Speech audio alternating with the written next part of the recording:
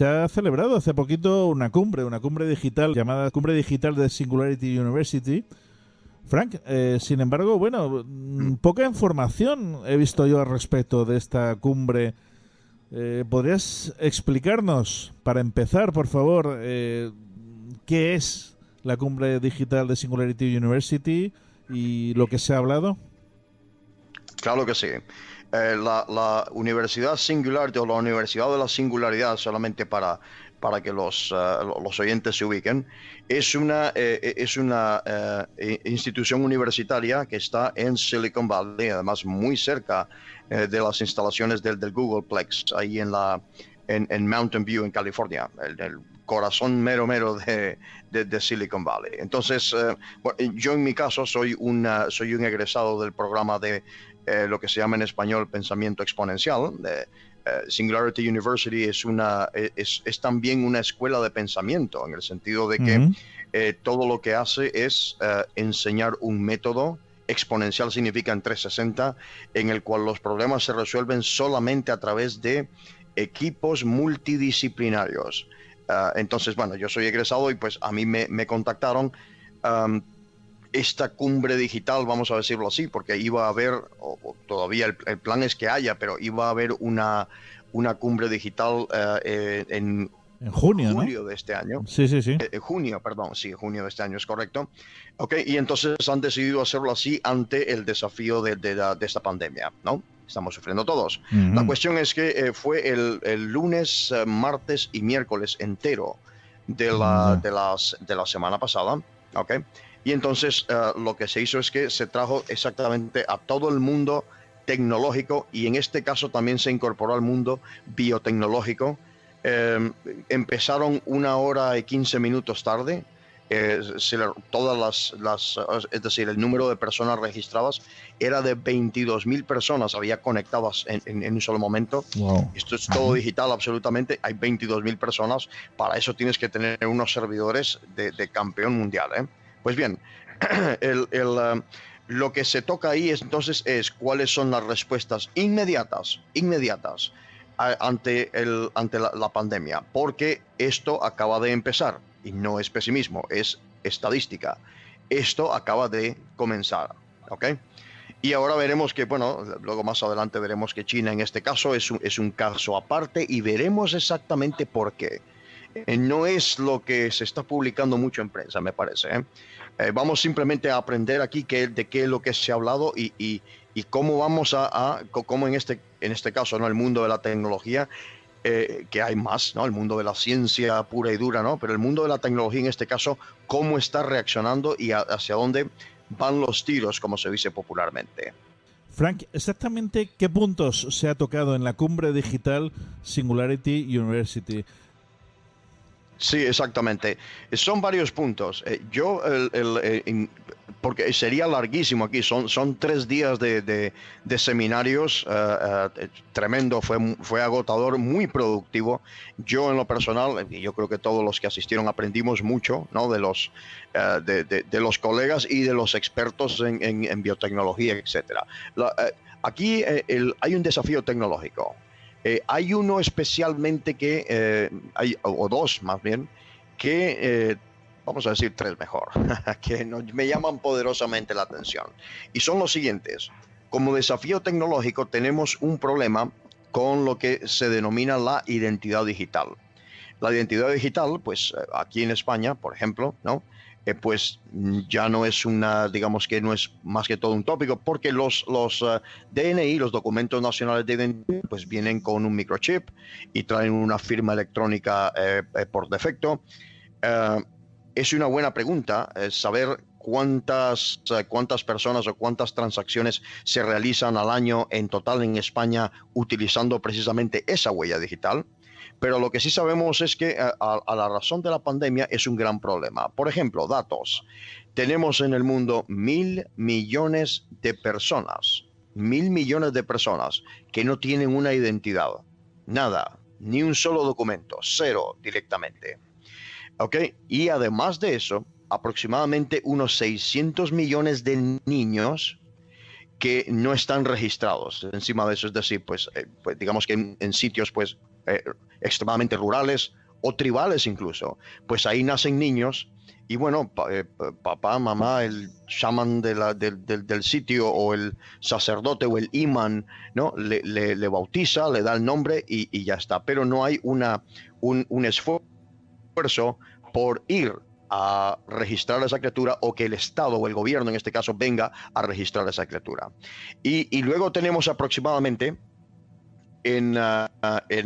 ¿cómo se llama? En el mundo también unas 10 millones de personas, esto es extraño, que no tienen nacionalidad. Es decir, que a lo mejor son de un sitio, son de un lugar que no, que ya no es un país, o había sido un país, Osetia del Norte, por ejemplo, que la gente se quedó ahí como parias en ese sentido, ¿no?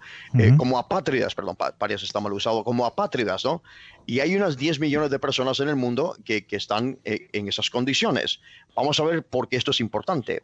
En el mundo, el líder de la identidad digital es definitivamente Estonia.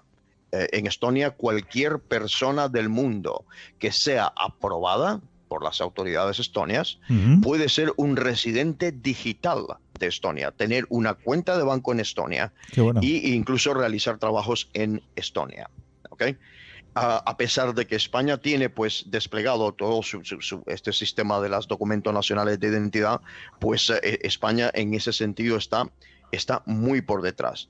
No se está usando, y ahora vamos a ver ejemplos al respecto, que no se está usando toda la potencialidad que tiene, todo el uso que se le puede dar, definitivamente no se le está dando. ¿Para qué es importante la identidad digital? Precisamente sirve para, fijaos, tres cosas.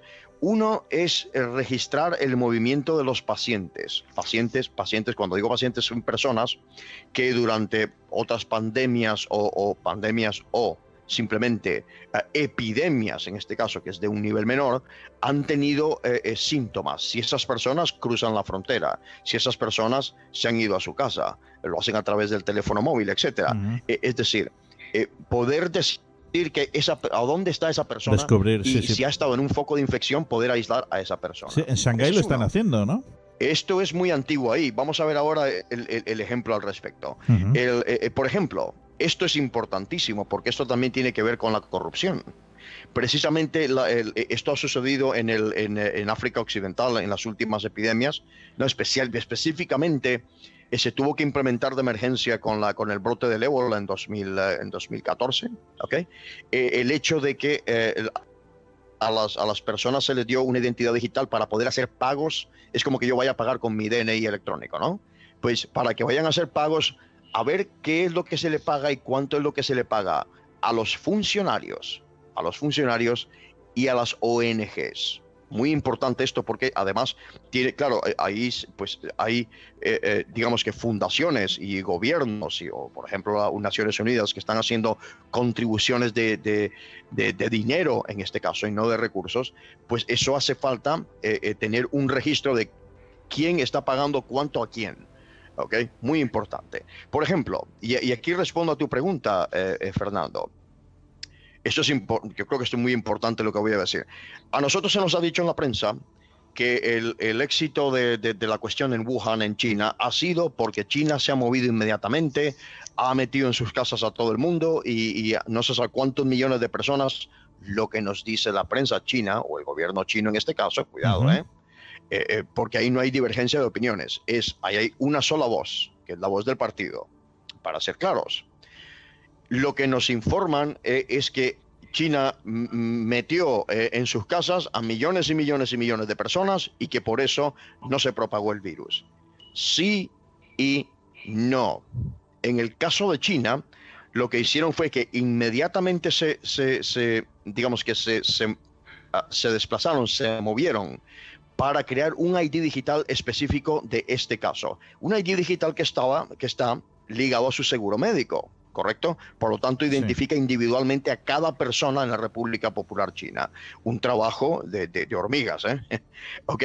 Por ejemplo, cuando nosotros queremos utilizar ciertas aplicaciones web, en este caso, es decir, vamos a nuestro portátil o desde nuestro teléfono móvil, cuando queremos acceder a una nueva aplicación, a veces la aplicación te dice, firma o con tus credenciales o no te hace falta credenciales. Firma o accede o crea una cuenta con la información de tu cuenta de Google o con tu información de tu cuenta de Facebook, por ejemplo.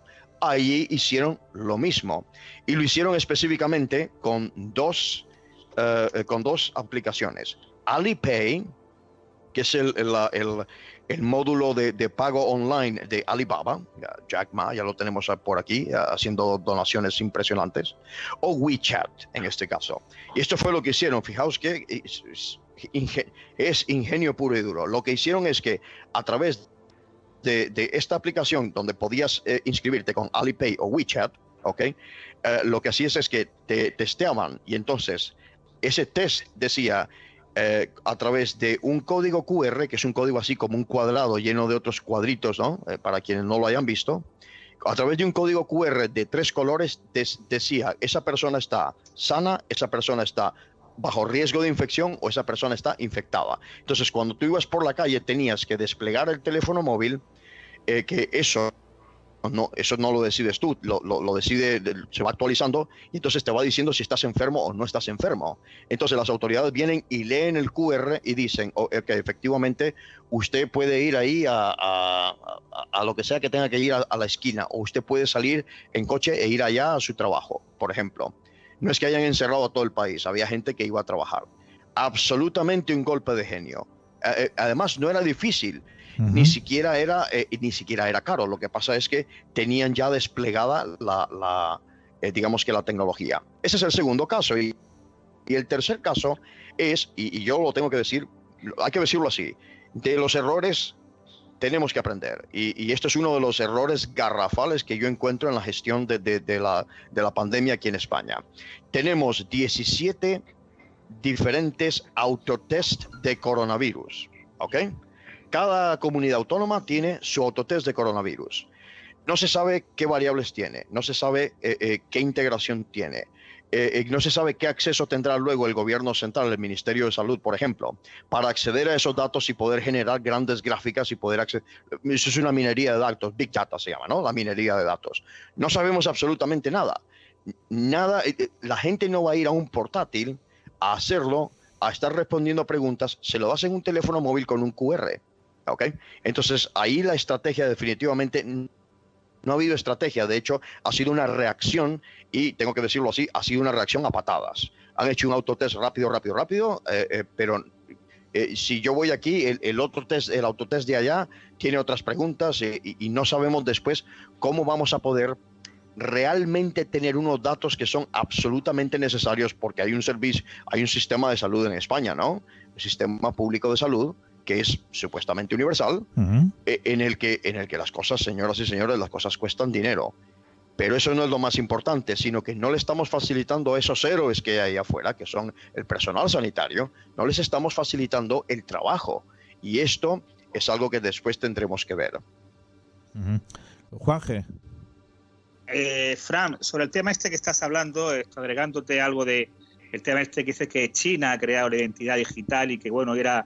Por ejemplo, creo que también que Corea del Sur ha hecho también algo parecido y con un gran éxito. Además, teniendo en cuenta que Corea del Sur es un estado democrático y sí había cierta opinión divergente o podía haberla. Creo que Corea del Sur, si no corrígeme, ha hecho lo mismo, incluso más perfecto, ¿no? Efectivamente, yo he utilizado, sí, es correcto, no solamente Corea del Sur, Singapur todavía mejor, y este tipo de cosas y casos de éxitos, pues desgraciadamente no lo vemos en los telediarios, no nos enseñan nada. De hecho, Corea del Sur se negó a encerrar a la gente en sus casas porque ellos argumentaban que eso no lo podían hacer ellos porque eran un estado democrático, cuidado. Mucho cuidado con lo que estamos tratando aquí, que ellos iban a pedirle a las personas que se quedaran en su casa si no tenían que salir, pero que no le iban a forzar a fuerza de multarles, a fuerza de estar en su casa. ¿Por qué? Recordemos que estas personas ya vienen preparadas. Claro, es que es otro nivel de preparación, es otra cultura y es otra disciplina, ¿ok? Singapur hizo exactamente lo mismo e incluso mejor. También es cierto que, bueno, Singapur es un país pequeño, es más fácil desplegar este tipo de cosas. Corea del Sur ya no es tan pequeño, ¿de acuerdo? Entonces sí, es mucho más fácil, pero es una cuestión más que tecnológica, es una cuestión incluso cultural.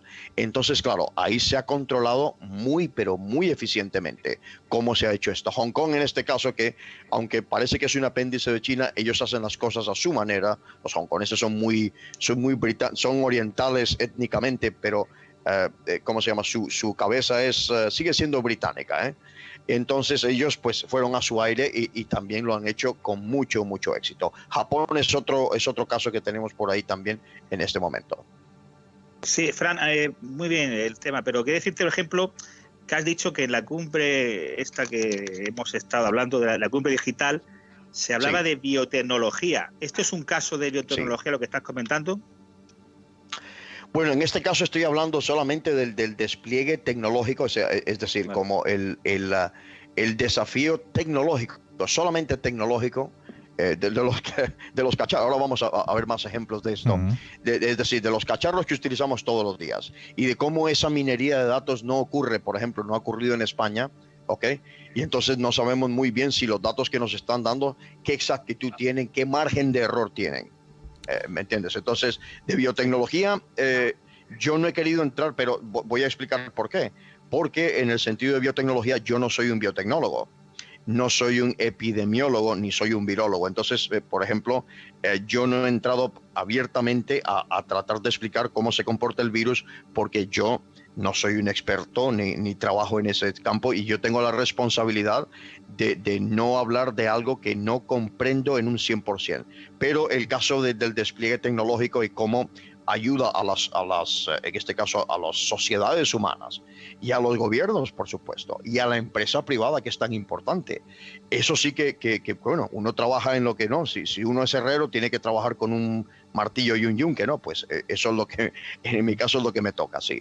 Frank, una cosa que me sorprende es precisamente lo avanzados que estamos tecnológicamente. Y bueno, en China, por ejemplo, hay un programita con el cual puedes ubicar en un mapa los contagios que hay confirmados en los alrededores donde vives. Esto aquí en España, vamos, se me antoja impensable, vamos, seguro, ¿no? Aunque sería lo ideal, Claro. quizá, pues para poder, en fin, prevenirte un poco, ¿no? ¿O qué opinas? Claro, yo debo decir, y esto es una hipótesis, por supuesto, que esto no se ha hecho porque como se ha encerrado. No voy a entrar en política. Definitivamente no voy a entrar en política porque hay mucho que discutir desde el punto de vista de la gestión política de esta cuestión. Pero yo debo decir que eso hubiese sido lo mejor, porque en el momento que tú tienes, cuidado, aunque siempre hay un riesgo, si tú pones una herramienta así en la mano de los ciudadanos, que al fin y al cabo son los contribuyentes, los que están pagando con nuestros impuestos. Nosotros pagamos esto con nuestros impuestos. No es un regalo, ¿ok? Es la obligación del Estado de darnos esta información. Pues bien, cuando tú haces eso, no me tienes que encerrar en casa. Me dices los focos de infección con esta probabilidad están en este sitio, este sitio, este sitio. No vaya usted ahí. Yo te dejo salir, pero si te puedo geolocalizar en tu teléfono móvil para que no tengas que ir a un foco de infección. Claro. Por ejemplo, ¿podemos hacer una cosa así? Claro que se puede hacer una cosa así y no le quitas a la gente su libertad de movimiento. Uh-huh. ¿Ok? Muy bien. Sí, me parece que Juanjo tenía una pregunta. Efectivamente, ¿no? Juanjo. Sí. Yo, Frank, te estoy escuchando. La verdad es que felicitarte porque la intervención que estás haciendo es francamente buena. Pero yo como abogado tengo todavía ahí, o me surge la duda de, ¿no estamos cediendo demasiada libertad al Estado para saber qué estamos haciendo en determinado momento? ¿No estamos cediendo demasiados datos a determinadas empresas también para saber qué estamos haciendo y después utilizarlo en estrategias de marketing? ¿Qué opinas respecto a esto? Es una muy buena pregunta en realidad. Mira, creo que fue Carl Sagan. Sí, Carl Sagan dijo, los reclamos extraordinarios nos obligan a dar evidencia extraordinaria. Bueno, aquí lo podemos decir de esta forma. Es decir, un evento, esto es lo que se llama, lo que está sucediendo ahora mismo, es lo que se llama un evento de cisne negro. Así es como se llama, Black Swan Event se le llama. Un evento de cisne negro, algo que nos ha tomado por sorpresa a todos. Bien, como las circunstancias son, y yo soy un libertario, cuidado, como las circunstancias son las que son ahora mismo, es cierto que temporalmente nosotros, en vez de estar encerrados en casa, nosotros podríamos haber hecho con previsión, no voy a entrar en política, pero con mucha previsión que sí tuvimos, podíamos haber hecho las cosas de una manera muy, muy diferente. Y sí, yo, por ejemplo, personalmente, por supuesto, yo estoy dispuesto a que a mí se me geolocalice, que ya se puede geolocalizar aunque yo no dé permiso, ¿ok? Pero yo estoy dispuesto a que eso se haga en la duración de la pandemia o de estas circunstancias, y eso será cada individuo el que lo haga. Y la persona que lo acepte puede salir, y el que no lo acepte se queda en su casa. Eso es poner al individuo primero que el Estado, no el Estado primero que el individuo, ¿ok? Entonces, en este caso, en cuestiones de derecho, en este caso, sí, a lo mejor estoy violando no sé cuántas leyes y no sé cuántas regulaciones, pero sí, más importante que eso, ¿okay? Es que hay personas que incluso estando confinadas se van a contagiar, eso es así, directamente. Entonces, se podían haber hecho más cosas en este sentido. Uh-huh. Gracias. Federico. Sí, yo pienso, pues como Juanjo, vamos a ver dónde se quedan estas libertades o qué posibilidades hay de tanto minar datos. O sea, un término que ya parece que existe. Bueno, no sé, uno siempre quiere pensar, esto siempre se hace con la intención de que sea beneficioso, claro. pero supongo que esta minería de datos también tendría su sistema de seguridad. No sé, desde la completa ignorancia pregunto. Por supuesto, hombre, eso primero, es más, cualquier creación de sistemas informáticos hoy en día debe llevar, además incluso por ley, además la ley, la LOPD, que se llama la ley de protección de datos en este caso, tiene que ir por delante, y tiene que ir la ciberseguridad. Eso por delante. ¿Okay? No es ya una reacción, sino tiene que ir por delante. Lo tienes que empezar a construir a partir de ahí, es correcto. Si me permitís, voy a daros otro ejemplo, porque me parece que todo esto son malas noticias. Son observaciones objetivas, y tenemos que desde ahora aprender de esto. Ahora mismo, en España, y quiero llamar la atención al respecto, porque es que el trabajo que están haciendo, amigos, y no sale en ningún sitio lo vemos. El trabajo que está haciendo esta gente es impresionante, ¿ok? Es un foro llamado AIRE, de aire, ¿no? Se llama Foro AIRE.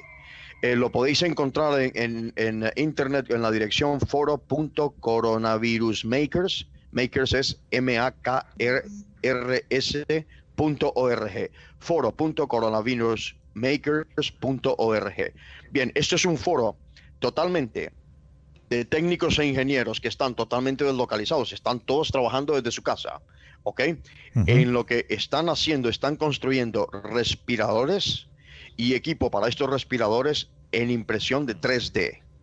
El trabajo que están haciendo es impresionante, y especialmente los lleva, voy a mencionarlo también porque es que esto hay que decirlo. La Fundación Cotec, que está en Madrid, en este caso, es la que es uno de los, digamos, de los líderes que está llevando esta iniciativa totalmente de forma gratuita, es decir, uh-huh.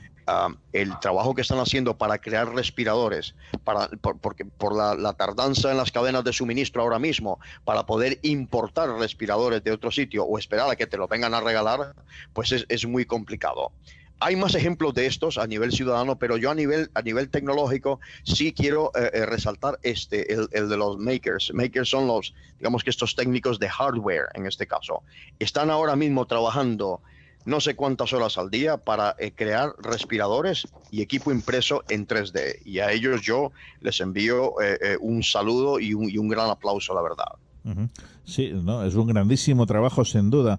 Voy a tocar un tema también aquí, uh-huh, que es uno de esos grandes puntos del desafío tecnológico que nos trae al que nos enfrenta la pandemia en este caso. Se conoce como el crowdsourcing. El crowdsourcing es un término en inglés que es la toma masiva de información de un X número de usuarios. ¿Okay? Es decir, tu fuente de información es los usuarios que voluntariamente acceden y te dan su información para que tú puedas generar a través de esos datos nos lleven a conocimiento. Bien, entonces el crowdsourcing y los dispositivos móviles, en este caso especialmente los teléfonos móviles, ¿no? Importantísimo. Y aquí sí hay una historia que no tiene muchos años, pero hay una historia que hay que trazar y hay que conocer, diría yo. Es que digamos que el uso de aplicaciones móviles en salud, podemos decir más o menos que empieza en el año 1996, que es cuando a través de una aplicación móvil, vamos a llamarle móvil, o a través de más bien de una pantalla de ordenador, un PC, ¿no?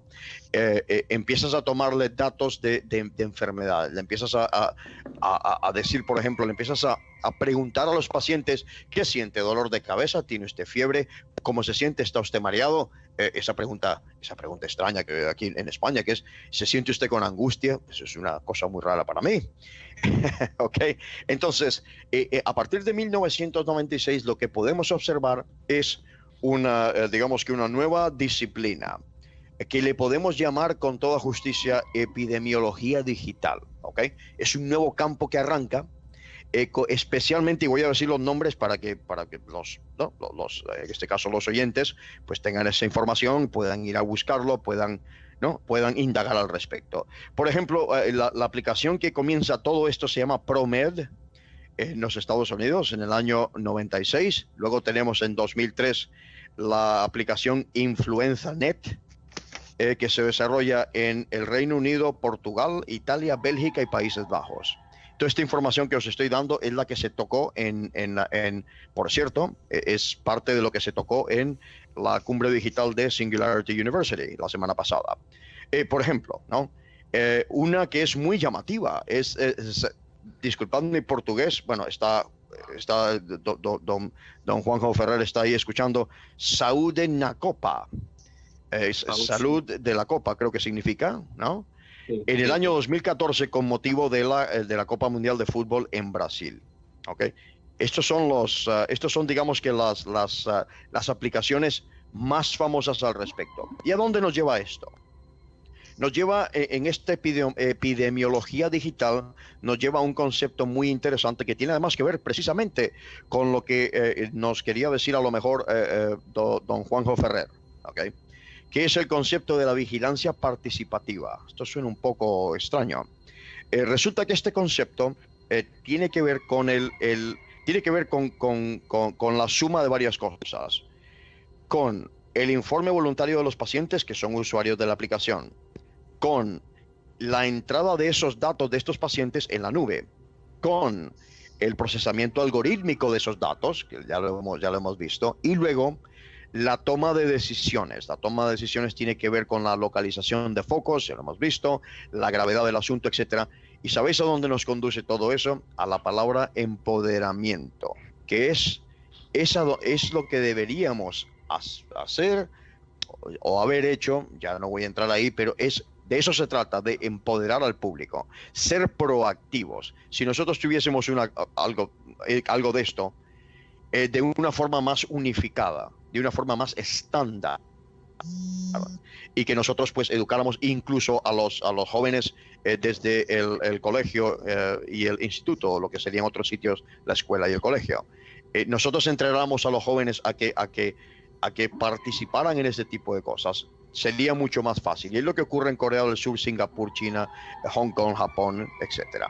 Pues bien, los desafíos de este concepto de la vigilancia participativa son importantísimos. Fijaos que cualquier personal médico sanitario que esté escuchando, vamos, esto le va a sonar a la cueva del rey Salomón. Es precisamente gestionar falsos positivos. Es la modelización optimizada de la aplicación misma. Es la capacidad local que se tiene para la investigación de campo. ¿Ok? El reclutamiento de voluntarios. La sostenibilidad gubernamental, que es un problema con España porque pues aquí hay digamos que pues en España hay una cosa que hay que aprender, que es la inseguridad jurídica. La inseguridad jurídica es algo que tenemos que aprender en España porque viene un gobierno, cambian las cosas, luego viene otro, quita el del otro y pone lo suyo. Entonces no tenemos esa estandarización todavía. ¿De acuerdo? Juanjo. Pues, Frank, yo te estoy escuchando. La verdad es que lo que estás diciendo a mí personalmente me atrae bastante. Yo sería una de esas personas que a lo mejor sí participaría en el programa que has comentado, un programa para vigilar cuál es mi salud, pero mi pregunta es la siguiente. ¿Tú crees que esto de alguna manera les interesa a los estados, el de llevar a cabo todo esto, todo este plan que nos has comentado? Y otra pregunta, ¿esto en términos económicos es caro de hacer, es barato? No es barato, pero es más caro no hacerlo.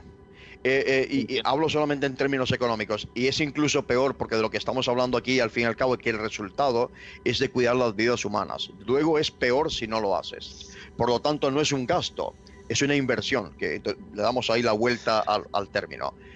Debería interesarle. El problema que tenemos es que tenemos ya ejemplos muy claros de gobiernos a los que estas cosas no le importan. Directamente no le importan. Y directamente, como no les importa, o como no ha estado en su agenda de trabajo, ¿okay? Pues no le ha dado la importancia que tiene. Le pongo un ejemplo. En la sur, y hablo de, por favor, y hablo de todos los partidos políticos en España. Todos en absoluto. ¿Okay? En relación con el desarrollo de la sociedad de la información, hubo un partido político que fue el que más puso en su programa de gobierno, ¿no? Como hay una partitocracia en España, hay que decirlo así, que el texto que puso en su programa de gobierno, que fue el más extenso de todos los demás, fueron 2 párrafos. 2 párrafos nada más. ¿Ok? Eso nos dice que las personas que en este caso en España, no estoy hablando de que tengamos una tecnocracia, pero lo que estoy hablando es que debería haber muchos más perfiles técnicos, no funcionarios en el sentido de se saben la Constitución y se saben lo de su ministerio, todo eso está muy bien, sí, pero de tecnología misma parece que no tienen conocimiento, o si los tienen o si hacen propuestas al respecto, no se les hace caso. Simplemente se obvia ese tipo de cosas por cosas que sí generan más discurso político, que si las pensiones esto, que si las pensiones lo otro, que si la prestación de trabajadores lo otro, que si el ERTE no sé qué. ¿Ok? Es una cuestión de prioridades. Espero haber contestado tu pregunta. Federico, adelante. La cuestión es sobre la vigilancia participativa. Yo como ciudadano, ¿cómo me empodera? Es decir, un ejemplo concreto de cómo me puede empoderar a mí, porque yo siempre tengo la sospecha de que quién vigila al vigilante. Es decir, ¿no le será más fácil empoderar al sistema que a mí como ciudadano? Claro, bueno, primero que todo, que en este caso el sistema, o el Estado en este caso, ¿no? Vamos a ser más específicos, el sistema de salud necesita de nosotros. Nosotros lo pagamos, ¿ok? Repito, el sistema de salud no es gratuito. Nosotros lo pagamos con nuestros impuestos. Por lo tanto, tenemos todo que ganar y nada que perder en el caso de que nosotros queramos participar para que precisamente ese sistema de salud funcione mucho mejor y me pueda dar a mí lo que yo le estoy pagando para que haga, que es darme servicio de salud para que no solamente una salud que en este caso que ha tenido que reaccionar, lógicamente en ciertos niveles, ha tenido que reaccionar a una pandemia, sino que sea proactivo en ese sentido y que con unos niveles, eso sí, con unos niveles de privacidad y de confidencialidad. En este caso, y aquí vuelvo un poco a la gran pregunta que ha hecho Ana Cris sobre la tecnología blockchain. La tecnología blockchain tiene que ver con la comunicación de punto a punto. Solamente es con yo en mi teléfono móvil, ¿no? Con una aplicación, y eso solamente tiene un camino, que es a ese servidor que donde van a estar esos datos alojados, para que luego eso sea minado con unos criterios, repito, de privacidad y de confidencialidad. Entonces tenemos todo que ganar y nada que perder, definitivamente. No hay riesgo, por ejemplo, de que se extravíe algún tipo de archivo que le llegue a alguna compañía de seguros para que en un futuro a mí me haga un seguro o no me quieran asegurar porque yo pueda tener algún problema de salud que no les interese. Entonces me quedo desvalido.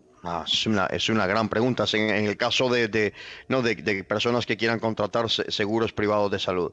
En este caso, ¿no, Federico? Yo he estado en clínicas y hospitales donde he estado, para que damos no tiene que ser todo tecnológico. Fijaos, yo he estado en el mostrador y hay una persona que a lo mejor me va a atender, está en el teléfono y hay una serie de papeles que esta persona tiene por ahí, y yo he visto nombres, direcciones, números de DNI, números de teléfono que tiene esa persona. Solamente con un vistazo he podido ver lo que estas personas padecían, y esta persona lo tenía ahí encima de su mostrador. ¿Me entiendes? Entonces, el riesgo estamos hablando de niveles de riesgo. ¿Ok? Esto, lógicamente, pues es mucho menos arriesgado que una persona que está trabajando en el papel y porque está ocupada con, no sé, atendiendo a alguien al teléfono o está atendiendo su llamada de Facebook. No lo sé. Deja papeles ahí con información confidencial que son de pacientes, y yo he podido leer, mira, tiene la rodilla, eso, le operaron mal de la rodilla o le pusieron una tercera oreja. ¡Wow! Mira el tío. ¿Ok?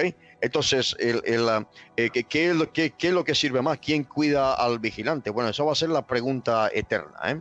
Esa va a ser siempre la pregunta eterna. En este caso, vamos a tener que confiar en ese contrato social que existe entre los individuos y entre el Estado que gobierna. Vamos a tener que confiar en el Estado, pero en ese comportamiento ético del Estado, y que si se le pierden los datos se pueden perder. Blockchain es difícil que se pierdan los datos, muy, muy difícil. Muy bien. Ok. ¿Ana Cris? Sí, yo tengo una pregunta. Adelante. Sí, Ana Cris. Sí, hay una teoría bastante descabellada del 6G que lo estaban probando en varias ciudades chinas, y que eso es una teoría que está bastante descabellada, que también la he oído y... Sí, correcto. Bueno, esto tiene que ver, sí, es cierto que hay por ahí una... sobre el 5G me referiré más adelante, si me permites, pero hay una teoría, varias teorías de la conspiración, para cual más y buena imaginación, que tienen que... No sé cómo. Mira, voy a darte un ejemplo, Ana Cris, en este caso, y para los oyentes también.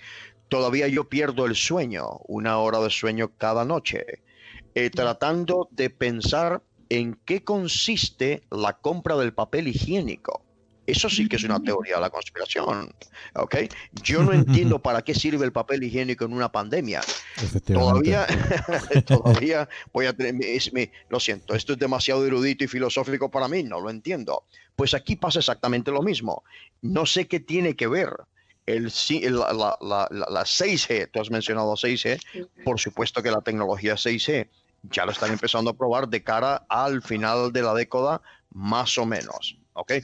Por ahora estamos entrando apenas en tecnología que es de quinta generación o 5G, funcionando desde equipos que son de 4G. Es una cuestión, no es que de golpe empezamos ya con la 5G y la operadora de telecomunicaciones, que a cualquiera de los oyentes que se lo quiera vender de esa forma, está mintiendo. ¿Okay? Ahora mismo el core son equipos de 4G donde se está haciendo un tránsito hacia la tecnología que tiene que ver con la quinta generación en este caso esa tecnología inalámbrica, como es la quinta generación. Entonces eso es un paso a paso. No sé qué tiene que ver la 5G.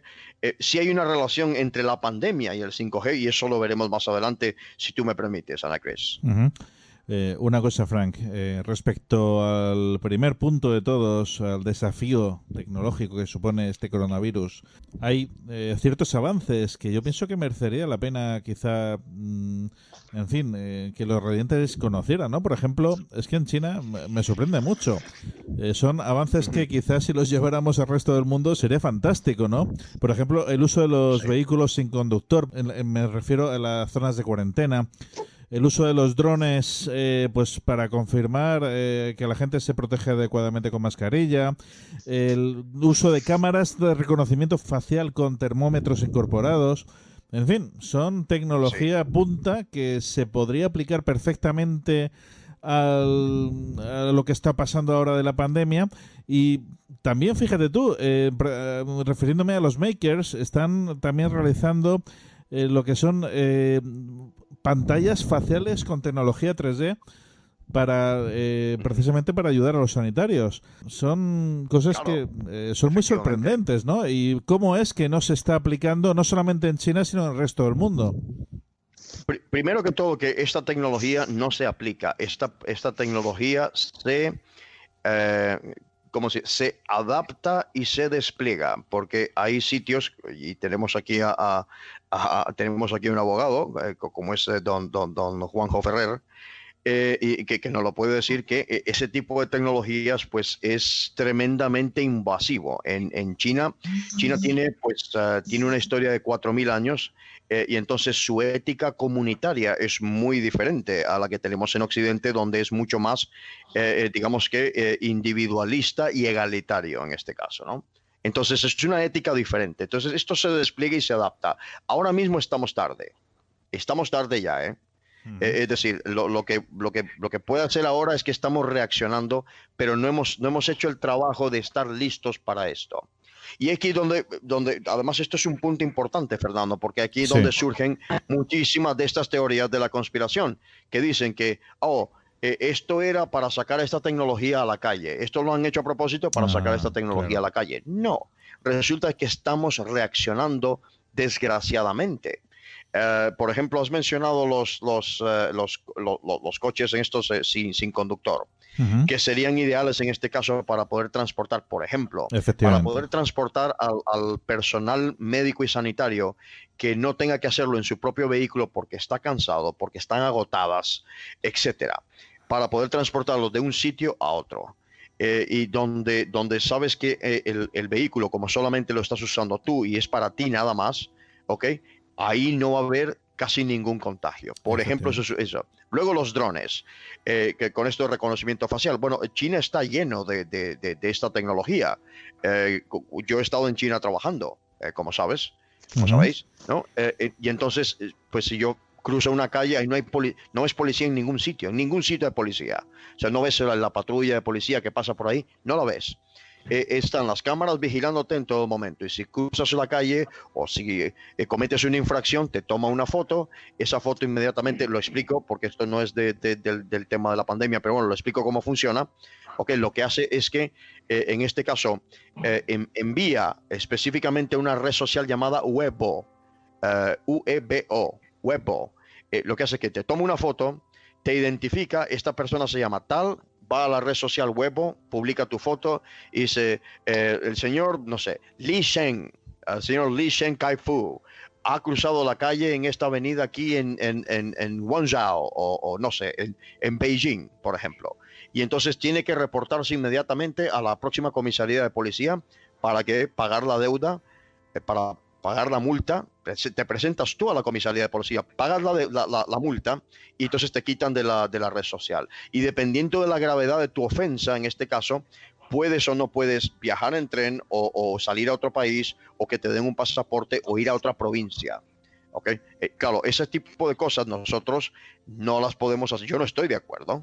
Yo personalmente no estoy de acuerdo con ese tipo de cosas, pero sí ciertas utilidades podemos adaptar y Sí, bueno, en el caso de los robots, ya con los robots, primero que todo debo decir robots antropomórficos, es decir, con forma humana o humanoide, con un nivel de inteligencia artificial. Todavía no hay quien haya traspasado la barrera de Sofía, que es un robot que está allá afuera ahora mismo, con que puedes tener una conversación sin ningún problema.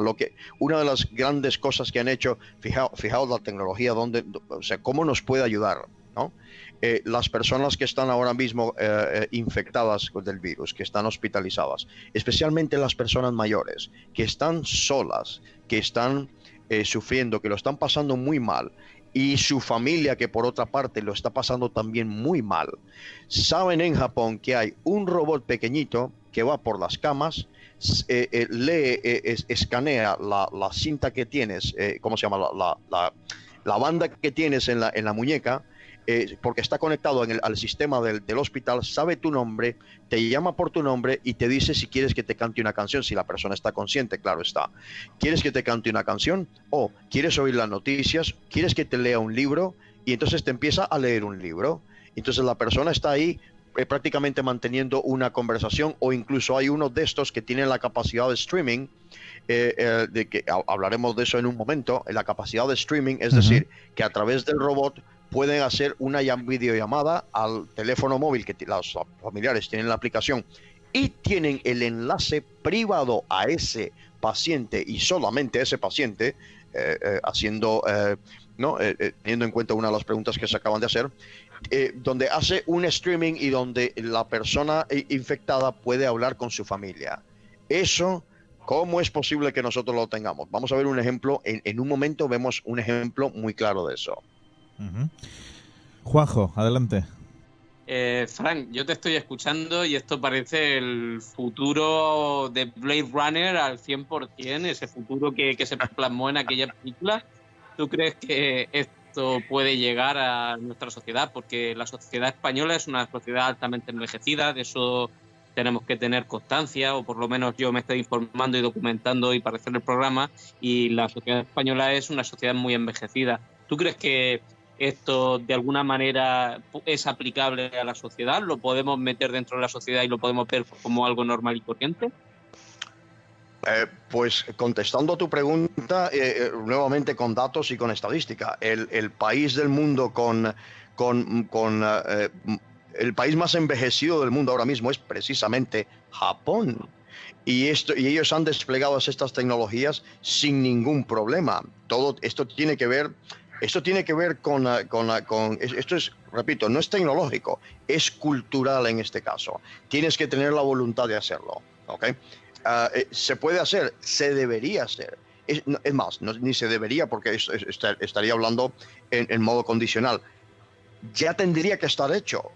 Esto tendría que estar hecho ya. No tendríamos que estar esperando para lanzar este tipo de ideas. Tendríamos que estar dando ideas ahora mismo tipo siglo XXII, no tipo siglo XX en algunos casos y siglo XXI en otros. Entonces, Japón es el país más envejecido del mundo y lo tienen muy bien hecho y lo tienen muy bien integrado, ¿eh? Es una transformación en la estructura de las instituciones, efectivamente. Y el problema que encuentro yo, mi experiencia me dice que el problema que encontramos en el sistema sanitario español, cuidado, no los profesionales sanitarios y médicos, en el sistema sanitario, cuidado, hay que hacer la distinción que es muy importante, es que está muy anquilosado, es un régimen muy social, vamos a decirle entre comillas, muy socializante además, ¿ok?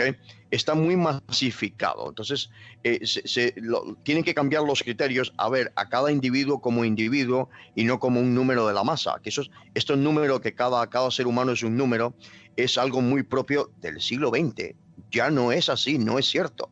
No, la tecnología nos ha hecho más bien. Lo que ha hecho la tecnología es que impulsemos nuestra individualidad. Eso es lo que ha producido la tecnología cuando se sabe usar. Entonces, por ejemplo, yo con mi monitorización con mi reloj o como sea que sea en un futuro, me diga, oye, pues y ponte que estás haciendo tu vida, conduciendo lo que sea, y te indica, pues tu temperatura ha superado 38 grados. Te tienes que tomar un paracetamol. Sí. Es decir, podría ahorrarme podría ahorrarme futuros problemas en ese sentido. Claro, esto ya existe, más lleva unos años ya en el mercado, y lo que ha hecho es que ha venido con un nivel de perfeccionamiento en este caso. Y esto nos lleva, tu pregunta es muy buena, Fede, porque esto nos lleva a lo que es el impacto de lo que se llama la tecnología wearable. Wearable en inglés significa vestible o usable. Ajá. Es el impacto de la tecnología wearable en el sector de la salud, precisamente. ¿Qué es esta tecnología exactamente? La tecnología wearable, usable o vestible, son aquellos instrumentos que ya no están apartados de nuestro cuerpo, sino que los usamos o los llevamos encima. ¿Ok? Uh-huh. Esto es tremendamente amplio, entonces digamos que voy a reducir el espectro y nos vamos a ir, y les voy a dar un poco de historia muy reciente además a los oyentes, porque seguramente aprecian esa línea de tiempo, ¿no? Ese planteamiento lineal de cómo ha ido progresando. Uh-huh. Digamos que hay un trabajo de el doctor Rafael Grossman, ¿okay? Estamos hablando de 21 de junio del año 2013. Precisamente el doctor Rafael Grossman es parte de la facultad de Singularity University. Okay. No he estado en ninguna de sus clases todavía, es un buen amigo además, tengo el honor de conocerle. El doctor Rafael Grossman en 2013 lo que hace es que va a Singularity University, estuvo en unas jornadas de 4 días, etc. Y ahí conoció un dispositivo llamado Google Glass Explorer, que estaba recién sacado al mercado con una estrategia de Google que le llamó precisamente el programa Explorer, el programa explorador. ¿Okay? Uh-huh. Conoce a él, de hecho, a él le ofrecen que por $1.500, ¿no? Unos 1.300 euros, 1.400 euros ahora mismo, le dan un dispositivo y él lo que hace es precisamente probarlo. Y al doctor Grossman se le ocurre, en esa fecha, hace casi 7 años, se le ocurre entrar a una cirugía, porque él es cirujano, bariátrico me parece, Uh-huh. se le ocurre retransmitir la cirugía vía la Google Glass, que es tecnología vestible porque es una gafa, la estás usando encima de tu ojo derecho, el lente, ¿no? Y retransmite eso a un sitio que está en remoto a un grupo de personas y de expertos. Qué bueno. Y eso marcó un antes y un después. Cuando el doctor Grossman le publica a la revista Forbes, en los Estados Unidos, publica el artículo de que el doctor había hecho esto. Unos días después, además, aquí hubo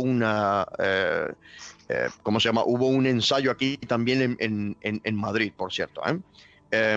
Pero cuando la revista Forbes publica esto, fue una explosión aquello.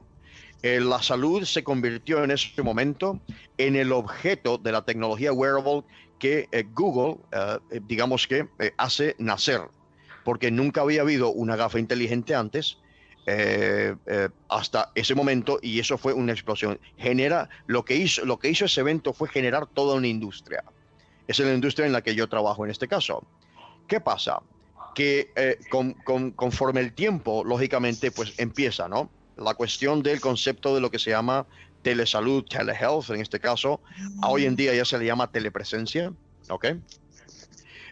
Comienzan las cuestiones de la prohibición no la prohibición, sino las regulaciones que se llaman en los Estados Unidos y en Canadá se llaman HIPAA, H-I-P-A-A, ¿no?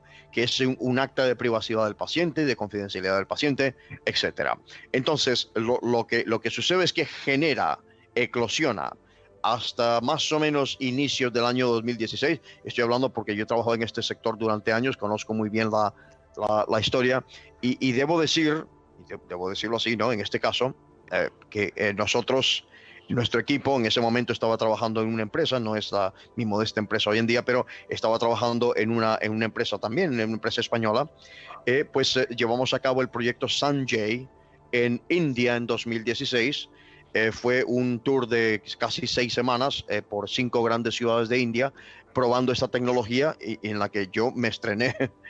Bueno, fue la segunda vez en mi vida donde estuve en sitios de cirugía, asistiendo a una cirugía para que el médico pudiese enfocar bien e hiciera a una serie de estudiantes, grupos universitarios o grupos de expertos o periodistas, o en uno de los casos en Bombay, por ejemplo, pudimos hacer la retransmisión en esta tecnología para que lo viera un grupo de periodistas y expertos por toda India. India es un país inmenso, ya lo sabemos. Al mismo tiempo que sus familiares en Nigeria, porque ella era de Nigeria la paciente, pudiera ver la retransmisión, y el equipo que está, la empresa además era murciana, y el equipo de aquí inmediatamente hiciera toda la retransmisión todo junto. Esa fue una primera vez también, salimos publicados. Así es como se ha ido desarrollando, y a partir de ahí de 2016 empieza a decaer precisamente por el problema que tenemos, que es este y que ya lo vamos superando. El problema es que para la tecnología wearable en la salud, la tecnología vestible en la salud, necesitamos básicamente 3 cosas que nos llevan a un problema. Software, por una parte, es decir, el lenguaje de programación; hardware, el cacharro mismo, ¿no? Vamos a decirlo así; y 3, la plataforma por donde es como si fuera como si estuviéramos hablando de un conductor, un coche y la carretera, ¿no? Pues la plataforma es esa carretera. Y si esa carretera tiene que ver o tiene relación, esa carretera, entre comillas, ¿no?, tiene relación con el sistema que ese hospital propiamente está utilizando. Entonces, era y sigue siendo todavía complicado integrar en el sector de salud, integrar esto, porque tienes que tener ese nivel de confidencialidad y de privacidad, que fue una de las preguntas que hizo anteriormente nuestro estimado Federico. ¿Okay? Entonces, hemos pasado de este hito en 2013 hasta este otro hito en 2016. Ahora estamos aproximadamente en tercera generación de la tecnología wearable en gafa inteligente, ¿no? Y para lo que sirve es básicamente, fijaos, en cuanto a la realidad aumentada, la realidad virtual y mixta, donde tenemos especialmente ahora mismo para el sector salud, tenemos 2 dispositivos. Uno es la Google Glass Enterprise 2, y digo estos datos porque posiblemente a los oyentes les interese. Ese es uno. Y la HoloLens 2, que es además de segunda generación, no de tercera. ¿Para qué sirve esto? Pues en el proyecto Sanjay, lo que nos dedicamos fue a irnos a estos lugares muy, muy apartados y contactar entonces, ponerle a un enfermero o a un médico, ponerle la gafa para que hiciera una conexión con el hospital que estaba a lo mejor a 600 kilómetros, y que pudiera ver una serie de pacientes. Fue todo un éxito. Es decir, tenemos entonces ahí asistencia remota, que ahora mismo es una de las cosas que necesitan muchísimo los sanitarios para poder estar en el menos contacto posible con personas infectadas o con riesgo de infección. Ahora mismo no está desplegado. Ha sido una lucha de 7 años aquí en España, vencer ese glitch cultural, ¿no? Asistencia remota. Luego que conectado al sistema del hospital, tienes inmediatamente a tu disposición los datos del paciente. Eso significa que tú no tienes que tocar uno de estos, Federico, ¿me ayudas? ¿Cómo se llama? Uno de estos documentos que están ahí en la camilla del paciente, ¿no? No tienes que tocar nada con las manos. Lo tienes todo al alcance de tu ojo, ¿ok? Y el hecho de la privacidad, porque todo está activado por voz perfectamente, y no tienes que tocar nada ni tienes que dejar nada ahí, que alguien puede venir, sacar ese papel y ver lo que hay ahí escrito. Eso es una violación de la privacidad del paciente, definitivamente. Sí, el historial y el informe no están en la habitación. O sea, los historiales están en donde está el personal de enfermería. Correcto. Pero, en fin, todo lo que evite el contacto directo, pues es una ayuda en ese caso, tal cual estamos viviendo estos días. Pues imagínate lo que supondría no tener un contacto físico. O sea... Exactamente. Mira, fíjate que en esta cuestión de la tecnología usable o vestible, ahí en la cumbre digital de Singularity University, pues nos presentaron un caso de absoluto éxito, que es el sistema de salud de la provincia de la Columbia Británica en Canadá. Canadá, ¿no? Canadá tiene digamos que un sistema de salud que es público, pero la gestión suele ser privada, que digamos que es un matrimonio hecho en el cielo, la verdad, pero esa es mi opinión. Bien, dice el estudio del sistema que empezaron a hacer este piloto con pacientes que, en vez de ir a la clínica, lo que hacían es que se conectaban vía remota, ya no por gafa inteligente, sino en la pantalla de su de su móvil o en la pantalla de su ordenador, de su portátil, etcétera. 79% de los pacientes opinaban que la telesalud era como estar ahí físicamente. El porcentaje, ¿ves? Esto es minería de grandes datos. El porcentaje de aceptación pública que recibe la telesalud, no solamente, por ejemplo, en el caso de una pandemia como la que estamos viendo, no solamente del evitar el contacto con los sanitarios y ayudarles en su trabajo, digamos que la aprobación, el porcentaje de aprobación es del 91%. Una barbaridad, ¿eh? Esos son números es como decir un 100%. Absoluto éxito de satisfacción por la atención recibida. Y dependiendo, entonces, ¿qué pasa? Ahora mismo, si tuviéramos nosotros algo así puesto o algo así bien hecho a nivel nacional en toda España, como un autotest de coronavirus, en la que yo conecto con alguien que está, no solamente eso, sino que está viéndome. El contacto, eso es un contacto humano, aunque esté a distancia. O al menos, perdóname, Frank, sí. En un momento de saturación como en el que estamos viviendo, se podría manejar bastante mejor las circunstancias. Claro, exactamente. Pero, bueno, llegado a estos casos, sería una gran ayuda para, fuera de una saturación de demanda de servicio, pues no sé hasta qué punto se podría encargarse a un menor personal el trabajo normal. O sea, creo que la fórmula va a los dos lados de la ecuación. Podría ayudar cuando aumenta mucho, pero ¿hasta dónde no se puede prescindir de personal si ahora un menos personal puede abarcar más trabajo? Claro, esto tiene que estar hecho antes. Esto tienes que ser proactivo con estas cosas. Exactamente. Por eso es que estamos oyendo, Federico, perdón. Ahora, por eso es que estamos oyendo a países ahora mismo que, claro, aquí en España lo ponen en la prensa como si fuera pero qué barbaridad eso que están haciendo. No.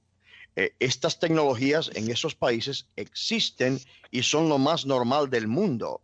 Y eso te ayuda precisamente al diagnóstico muchísimo más rápido y a evitar incluso los desplazamientos del personal sanitario y médico.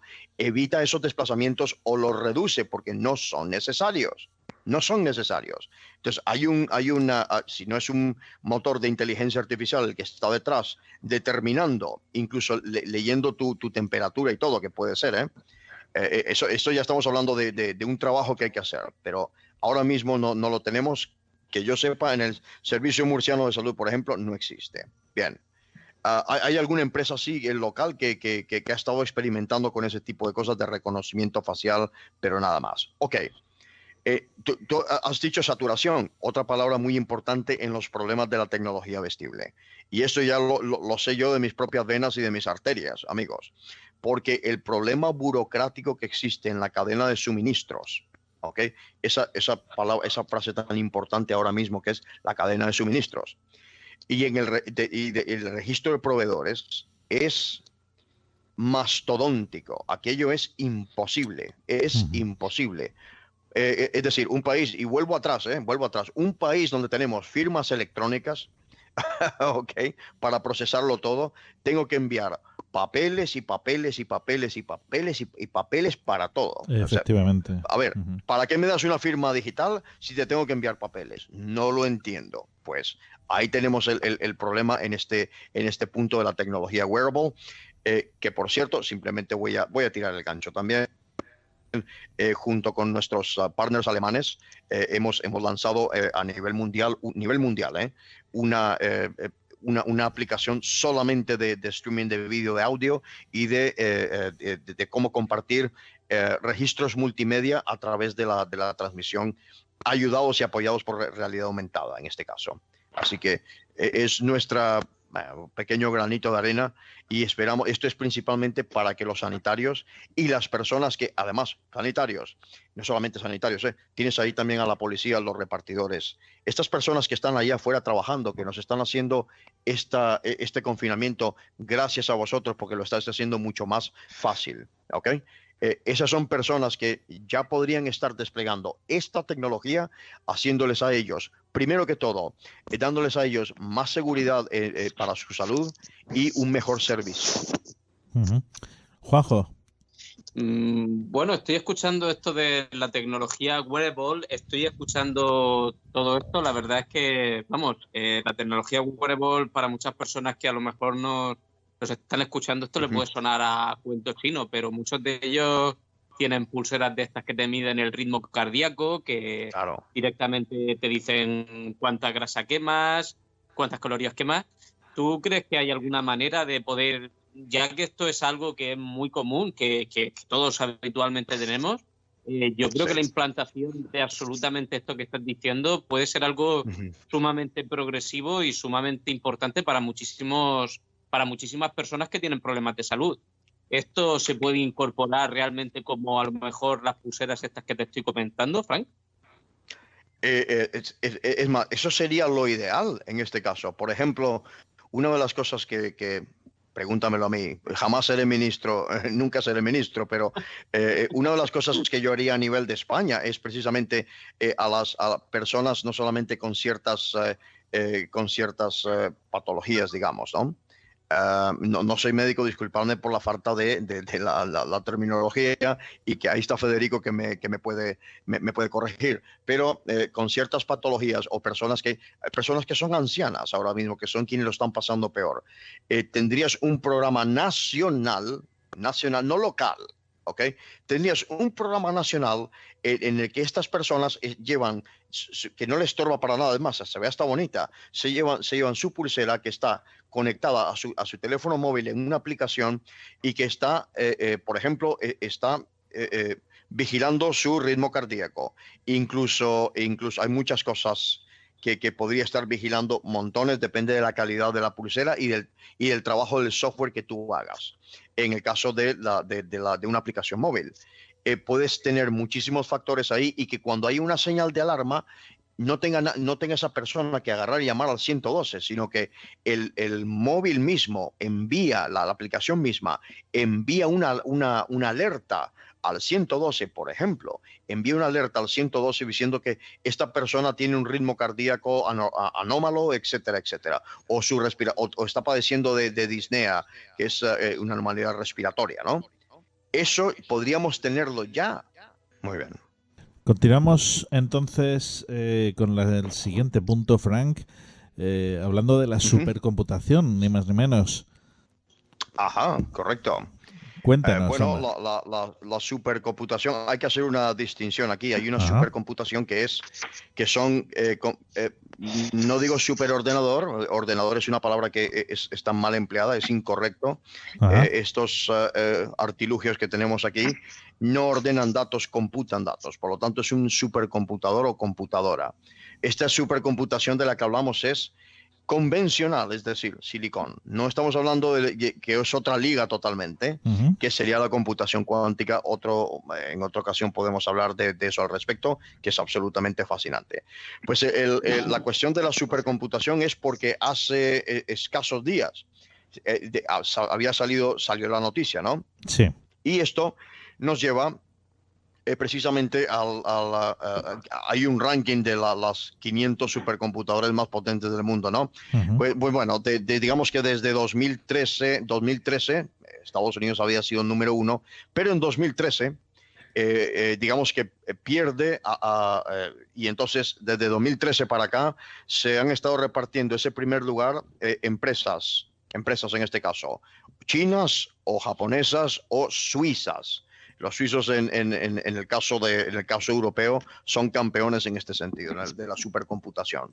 Entonces, y entonces ahora Estados Unidos, digamos que ha retomado el lugar número 1. Ahora con una supercomputadora llamada Summit.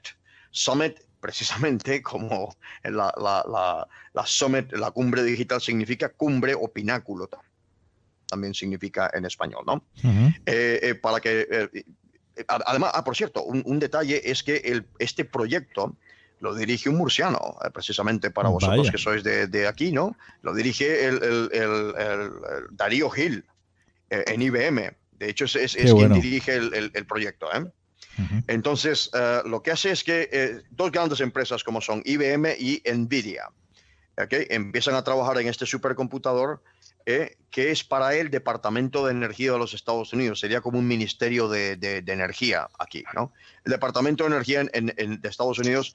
Esto está en el Laboratorio Nacional de Oak Ridge, cerca de la ciudad de Knoxville, en Tennessee. ¿Ok? Entonces, lo que hace es este supercomputador es que es multiprograma para ciencia y tecnología y básicamente, para que nos hagamos una idea física de lo que es, imaginemos un cubo, de alguna forma, ¿no? Bueno, no es un cubo, no es una estructura sola, ¿no? Pero imaginémonos verlo desde una distancia, es ver un cubo de unos 3 o 4 metros de altura y tiene el largo y el ancho de 2 canchas de tenis, ¿ok? Para que nos hagamos una idea física de cómo es Summit en este caso. Voy a dar una serie de datos porque creo que es también bueno, es muy bueno, digamos que encender la imaginación de los oyentes. ¿De qué estamos hablando con supercomputación? Pues hablamos de una computadora que hace el trabajo que hacen 3 millones de portátiles como el que yo estoy haciendo ahora mismo. Algunos de los datos, porque veremos qué tiene que ver con la pandemia, ¿no? En este caso, Summit es la primera supercomputadora del mundo diseñada específicamente para lidiar con inteligencia artificial. Es la primera de todo esto antes no tenía nada que ver con inteligencia artificial, pero esta sí. Summit es capaz de realizar 200 petaflops. Eso es una unidad de medición. Es decir, fijaos en este número. 200.000 billones de operaciones por segundo. ¿Okay? Y para algunas operaciones puede llegar a alcanzar un exaflop.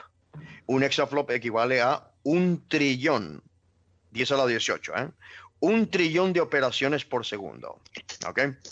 Tiene, en este caso, 250 millones de gigabytes de almacenamiento.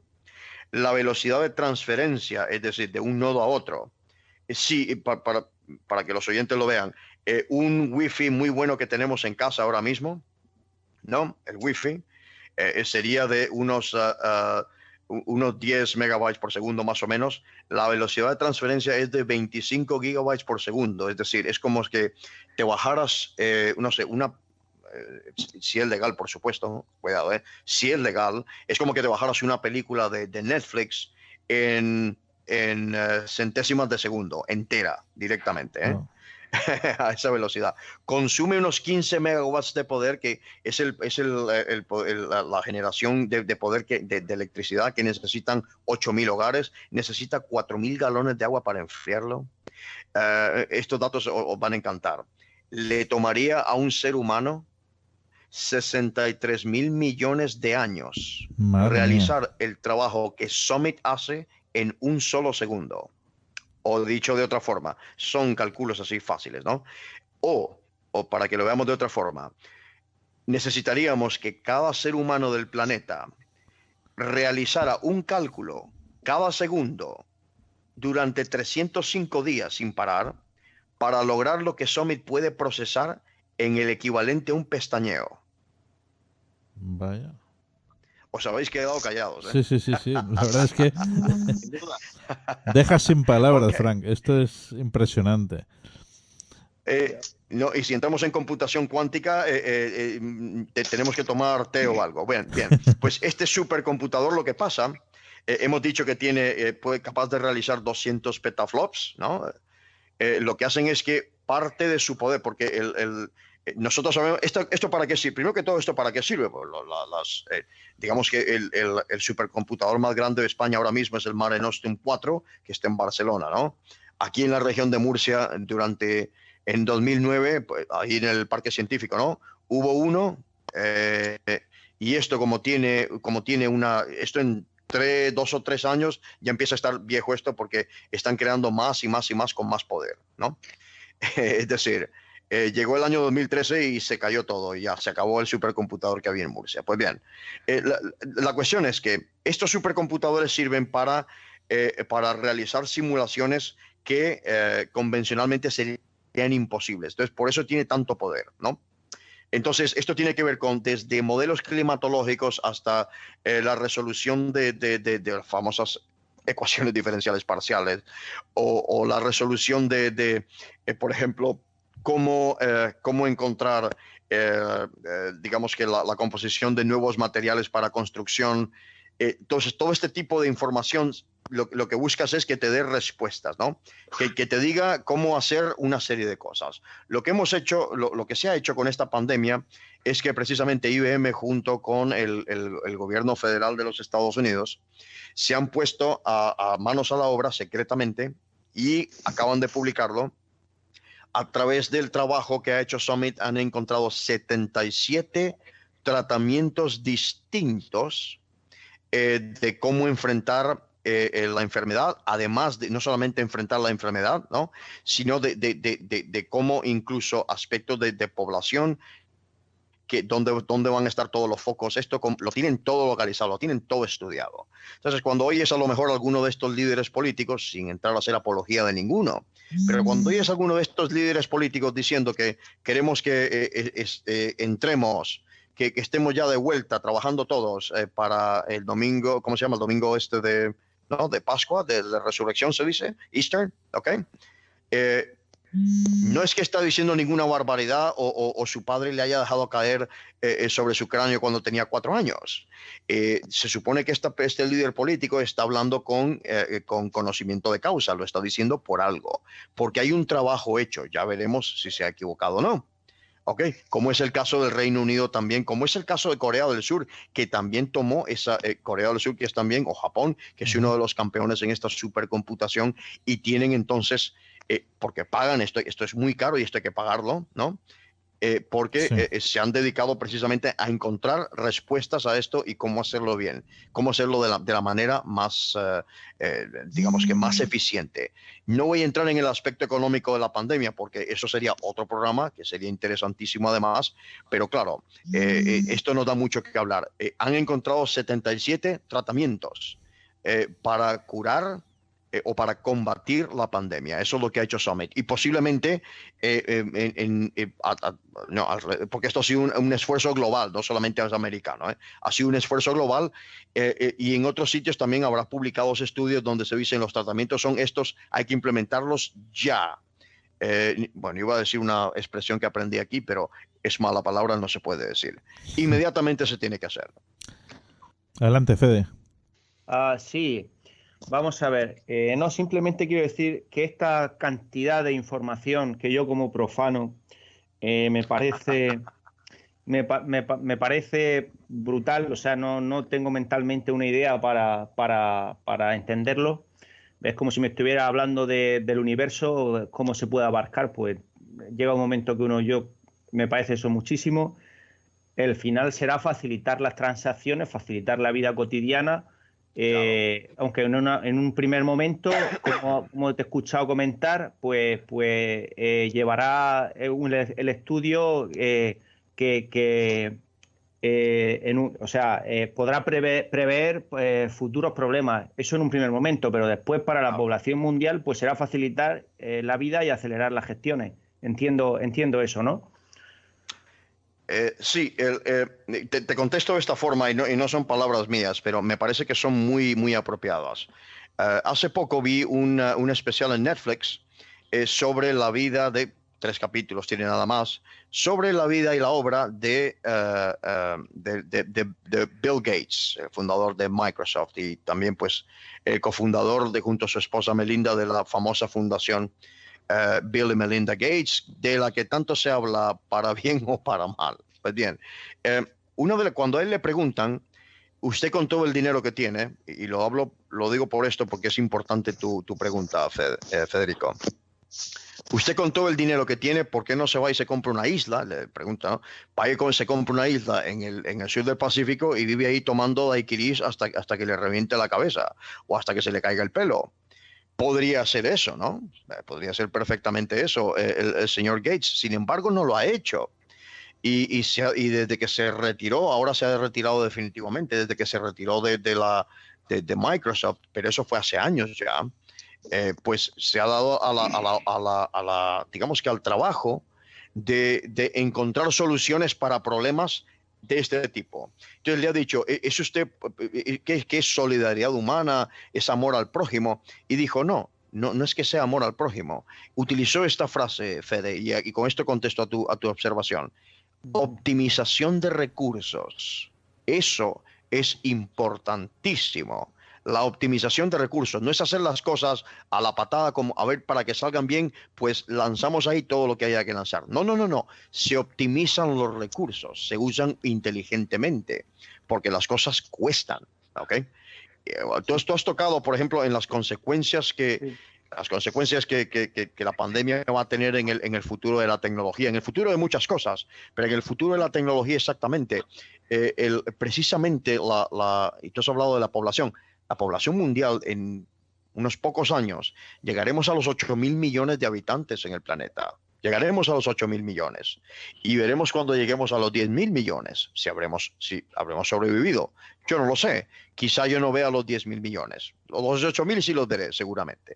Entonces, esto, claro, esto es gobernanza. Es decir, hay una serie de instituciones, gobiernos y fundaciones como esta, que es una fundación que tiene en su aval, como la Fundación Bill Melinda Gates, que son actores globales directamente, que tienen la responsabilidad o se han dado a sí mismos la responsabilidad de gobernar.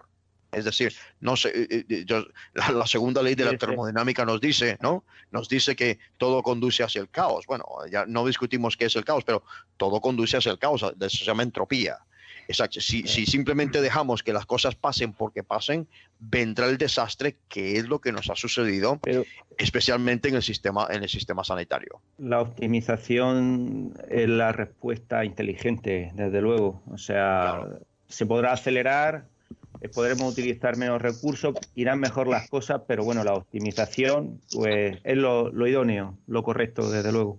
Sí. Hay un concepto ahora mismo que a través del trabajo del profesor Andrew McAfee en el Instituto Tecnológico de Massachusetts ha publicado un libro extraordinario al respecto, en la que empieza a manejar, porque hay personas que están hablando de que es que como somos más, fijaos, esto es totalmente a contracorriente, ¿eh? Como somos más personas, estamos consumiendo más recursos del planeta. Resulta que el profesor Andrew McAfee, y seguramente en un futuro cercano le darán el Nobel de Economía por ese trabajo que ha hecho con este libro, que se llama Más por Menos, ¿ok? Habla de un concepto que es, y además lo prueba, ¿no? Es probado, toma, con datos aquí te lo doy. Un fenómeno que está sucediendo, que es el fenómeno tecnológico de la desmaterialización. Hablaremos de eso con extensión otro día porque ahora no tenemos tiempo, pero la prueba de que eso existe y que eso es real es que un teléfono móvil hoy en día hace el trabajo de 36 dispositivos distintos hace 26 o hace 30 años, ¿ok? Entonces ya no son 30 dispositivos distintos, que todos son de plástico, que todos tienen ahora está todo en un teléfono móvil y vamos a más por menos en este sentido, ¿ok? En este caso, sobre las consecuencias futuras, del futuro cercano en la tecnología. Pues hemos hablado un poco también de la inteligencia artificial. En el caso de la inteligencia artificial, esto será ¿usarás e invertirás o no? Antes he compartido esta noticia con bombos y platillos. La mayoría de gente dice, wow, $100 millones para invertir en blockchain y en cadena de bloques y en inteligencia artificial. Pero sí, con todo respeto lo voy a decir a los oyentes, con eso no te puedes ni soplar los mocos. Por favor. ¿Ok? ¿Por qué en este caso la Unión Europea en su conjunto, o Europa en su conjunto, por qué se ha quedado atrás en la carrera tecnológica teniendo a los dos grandes, esa nueva geopolítica que está determinada por la tecnología, que además nació con Internet, pero ahora empieza su eclosión con los dos grandes superpoderes, Estados Unidos por un lado y China por el otro? No estamos haciendo nuestros deberes. Talento sobra, pero no estamos haciendo nuestros deberes. A lo que nos dedicamos es a multar. En la Unión Europea nos dedicamos a multar a las tecnológicas. No nos dedicamos a competir, a que nuestras empresas aquí compitan contra ellos. Y ahora mismo casi que está perdida la competencia, van muy por delante. O se llevan los científicos porque les pagan muy bien. Sí, adelante. ¿Qué es multar a las tecnológicas? Vamos, me parece importante para que defina un poco más un ejemplo de multa. Porque, claro que sí. Quiero decir, me parece coherente que tenga que haber un desarrollo y que tenga que haber un crecimiento. O sea, no se ayuda a ese crecimiento. Explícate. Claro que sí. Bueno, cuando digo multar a las tecnológicas es, por ejemplo, ¿no? Pues se visten de colores con que Francia o Bruselas en este caso, ¿no? Hay ejemplos de esos. Cada año tienes una multa. Si te das cuenta, cada año tienes multas, ¿ok? Y entonces, el titular, Bruselas multa con $2.000 millones de multa a Google por esto de privacidad. Ok, sí, a lo mejor sí cometió la falta. Adivina qué sucede. Google lo va a seguir haciendo y va a seguir pagando la multa. ¿Tú sabes lo que representan $2.000 millones o de euros, da igual, para una empresa como Google? Una taza de té. ¿Ok? Entonces nos estamos preocupando por el titular, el valor político que tiene este tipo de acciones que no nos llevan a ningún sitio, especialmente en el sector salud, especialmente con una empresa que tiene, como Google en este caso, ¿no? Que tiene toda una unidad, una división de biotecnología en Alphabet, con la que deberíamos estar trabajando. Estamos multando porque, bueno, sí, ha faltado eso porque se atreve, porque puede. Ok, entonces en vez de estar, sí, múltale, pero ¿por qué no se deja a las empresas trabajar? Precisamente por la carga fiscal, pero ahí no voy a entrar ahora mismo. Eso es harina de otra costal. ¿Okay? Entonces, en cuanto a la inteligencia artificial y su despliegue, por ejemplo, tenemos estos problemas de lo que se llama la política de aumentación, el pronóstico, el diagnóstico y el tratamiento. Esos 4 pasos que acabo de dar sería lo ideal en una aplicación, en una serie de aplicaciones donde haya una inteligencia artificial inteligente además, voy a decirlo así, un día de estos discutiremos por qué he dicho eso, ¿ok? Donde realmente nos lleve a través de estamentos de privacidad y de confidencialidad a ser proactivos en la salud de las personas, y que el impacto de estas pandemias como la que estamos viviendo por lo menos sea menor. Evitar no las vamos a evitar, señoras y señores. Las pandemias estuvieron, han estado, están y estarán en el futuro de la humanidad. Eso es algo que lo único que podemos hacer en este caso, ¿okay?, es saber actuar a tiempo, siendo proactivos, pero siempre estarán con nosotros. Juanje, adelante. Sí, estaba yo pensando, Frank, que se me ha quedado la misma cara cuando se ha hablado de la gran supercomputadora esta de Summit, ¿no? La misma cara, sí, que se quedó mucha gente al Estado Mayor británico cuando Alan Turing presentó el código Enigma, ¿no? Que dijo que él era una persona, digamos, más bien de físico débil, que él tenía el arma secreta para derrotar a toda la Luftwaffe y a todo el ejército alemán, ¿no?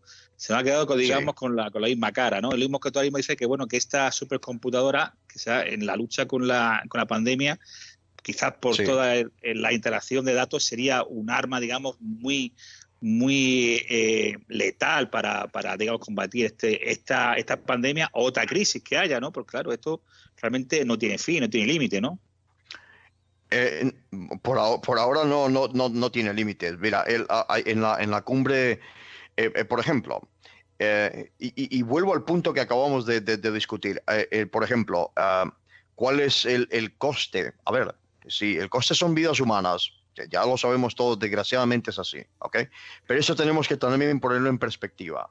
El dinero el dinero es una forma de transmisión, ¿de acuerdo? Y lo digo porque es que hay personas que se molestan cuando uno presenta este tipo de cosas.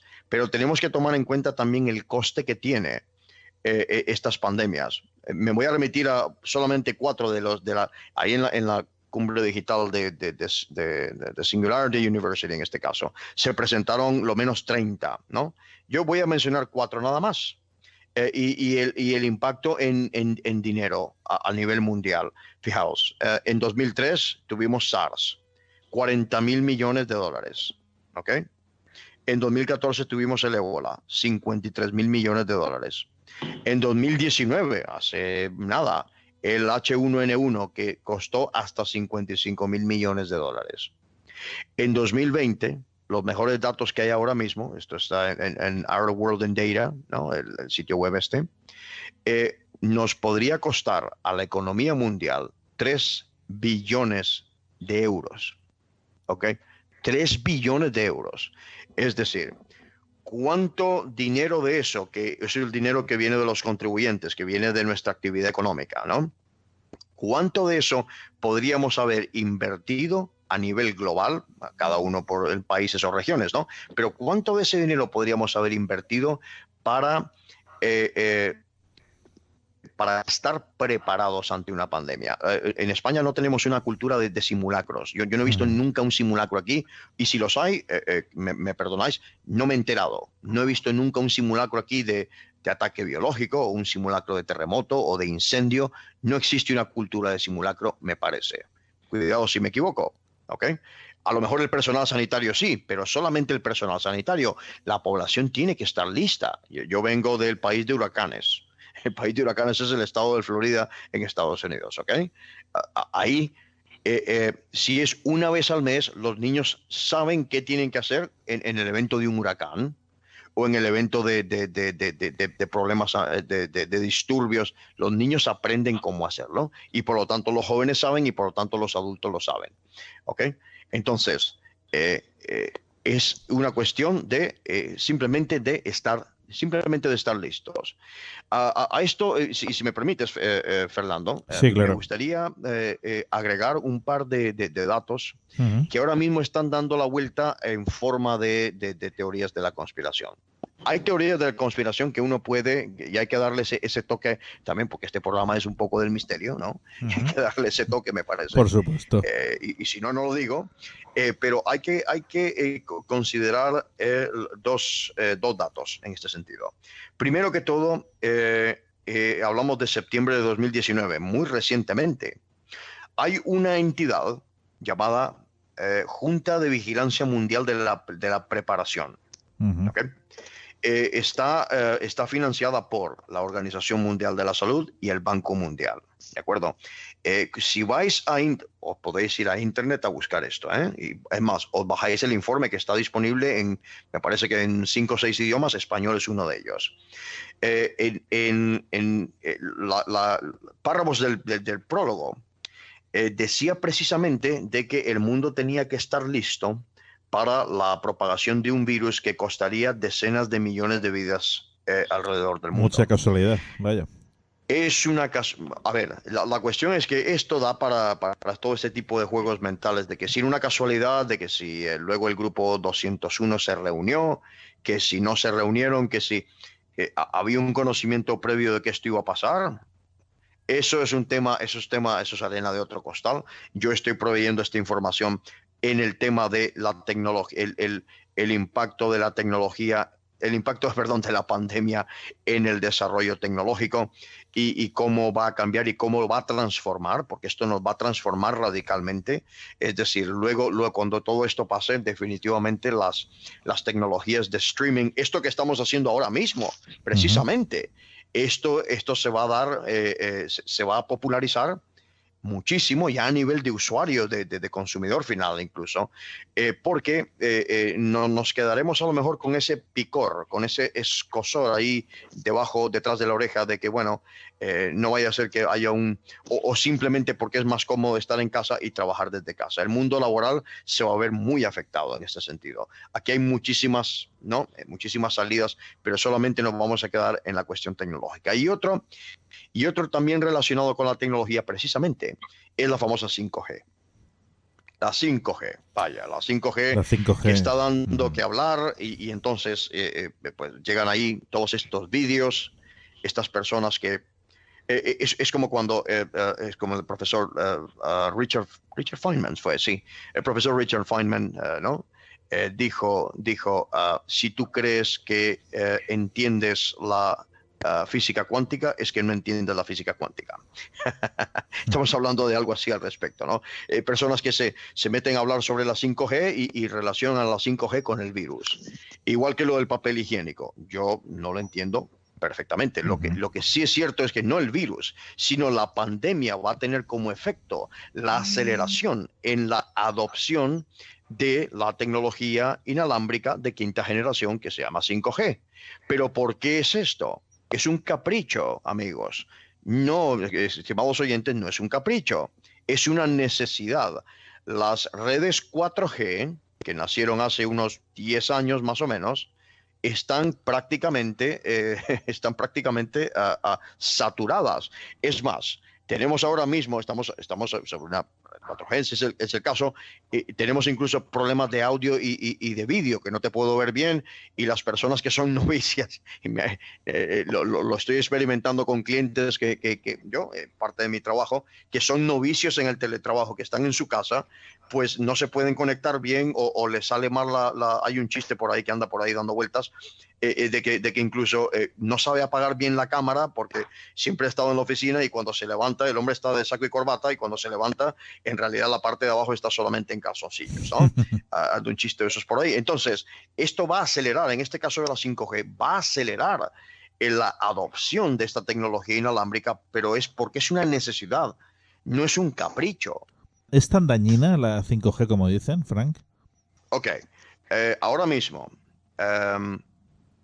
y voy a hacer así, ahora mismo, es decir, los test que se han hecho y los estudios publicados, ahora mismo no hay ninguna evidencia de que la forma tan particular de cómo es la tecnología inalámbrica de quinta generación o 5G, ¿okay?, sea dañina. Por supuesto que no debes, por ejemplo, no debes dormir con tu teléfono móvil debajo de la almohada, o debes tenerlo, o cuando estás haciendo una llamada debes usar en manos libres, porque estamos hablando de campos electromagnéticos al fin y al cabo. Si vas a estar 12 horas pegado con el teléfono móvil durante 100 días, pues a lo mejor va a tener un efecto en el cuerpo, pero no es correcto. No hay ninguna evidencia al respecto, ninguna.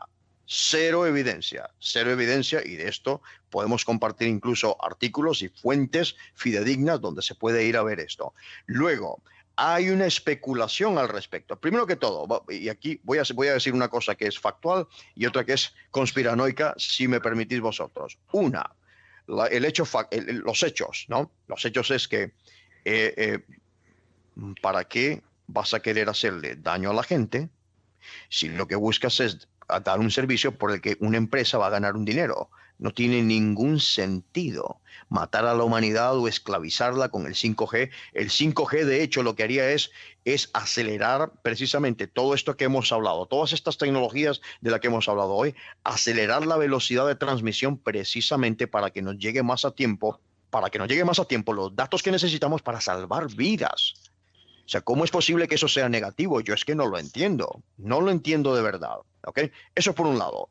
Y digamos que por el otro lado, la acusación de que si China hizo, que si China dejó de hacer, China, ok, lo vamos a decir así, también lo vamos a decir bien como un hecho. China no es, en este caso, Huawei y ZTE, que también está en el listado, no son líderes mundiales de la 5G, no lo son. Okay, aquí no existe un liderazgo, ni un monopolio, ni nada por el estilo. Son empresas que están compitiendo con otras empresas americanas, empresas europeas incluso. Tienes ahí a Nokia, okay, y tienes ahí a Ericsson aquí en Europa, o tienes a Sprint, tienes a AT&T, y se me olvida otra, en los Estados Unidos. Okay. Podríamos hablar de la 5G específicamente, pero no me quiero extender mucho porque no es cierto de que China tenga la supremacía absoluta, no es cierto. Puede tener ahora mismo las mejores cuotas de mercado, pero no es el líder. Esto es mucho más complejo y complicado que simplemente alzar la mano y decir el virus fue esparcido para que la 5G convierta a todos en el campo.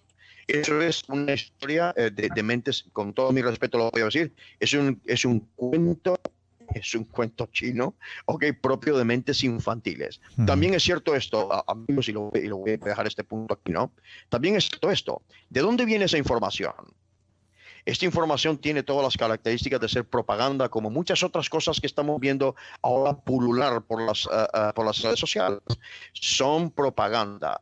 Tenemos que inferir no quién me envía esto, porque tu amigo te dice, mira lo que encontré, y lo hacemos y compartimos información con la mejor intención del mundo, pero no nos ponemos a discriminar por un momento, he dicho, de dónde proviene esa información.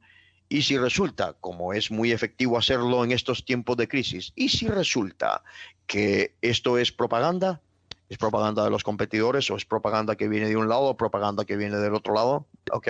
Y si se resulta que es propaganda y lo que están haciendo es engañándonos o manipulándonos en este caso, hay que pararse a pensar en ese tipo de cosas. Ana Cris. Sí, yo quería preguntarte sobre el transhumanismo, que sería un sistema donde la robótica, ¿no? Va a ser aplicada al cuerpo humano. ¿Ese es el futuro? Qué buena pregunta haces, precisamente, y digo esto porque Ana Cris está preguntando sobre un tema, porque una forma de transhumanismo precisamente nace del fundador de Singularity University, a la cual yo pues, he dicho que he sido egresado y que asistí a esa cumbre digital, que es Ray Kurzweil. Okay. Ray Kurzweil es el fundador de Singularity University y es una forma de transhumanismo. El transhumanismo también merece su propio programa, el transhumanismo, uno de los aspectos del transhumanismo es precisamente, como tú has mencionado, convertirnos en una especie de cyborgs. Una de las salidas, principalmente hay 4 vertientes, pero bueno, esta es una de ellas, ¿ok? En que si es o no el futuro. Singularity University quiere que sea así. ¿Comparto yo esa opinión? No. Espero haber contestado a tu pregunta. Ajá. La otra vertiente sería la tecnología, ¿no? También. Incluso estamos hablando aquí de bioingeniería, es decir, que yo ahí sí estaría, digamos que más de acuerdo. O sea, ¿para qué vamos a, por ejemplo, esto no tiene nada que ver con la pandemia, amigos, pero lo pongo porque es una pregunta importante y a lo mejor muchos, y yo creo que Ana Cris está dándole voz a muchos oyentes ahora mismo, seguro. ¿Para qué vamos a terraformar Marte? Es ridículo terraformar Marte, vamos a durar siglos en hacer eso. ¿Por qué no estamos haciendo más bien lo de marteformar nuestra genética? Es decir, crear una nueva especie humana a partir de nuestro ADN que pueda vivir perfectamente en la atmósfera marciana. ¡Pum! Ahí tienes otra forma de transhumanismo. Es un tema muy, muy amplio y es absolutamente fascinante, amigos. La tecnología se podría convertir en una amenaza para el bienestar de los seres humanos en un futuro. Desde principios del siglo XX, pues ha sido de algo positivo, una ayuda, algo que ha beneficiado al desarrollo y a la evolución, pero se puede llegar a un punto en el que en el futuro sea una amenaza y sea algo negativo, algo que se convierta en un factor que pueda surgir cosas malas para la gente, ¿no? Y luego también el tema de la dependencia a la tecnología, que no es algo futurible, sino que pasa ya con los móviles, la televisión y toda la tecnología que nos rodea. Si esto puede ser mayor aún, el tema de la dependencia, conforme avanza la tecnología y se hace más mimética a los seres humanos. Muy bien, excelente. Bueno, aquí hay dos puntos importantes en tu pregunta, Ana Cris.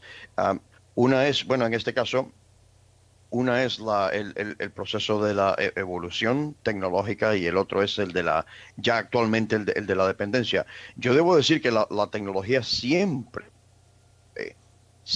como instrumento, como extensión de nuestros sentidos, ¿no? Siempre ha sido peligrosa para nosotros.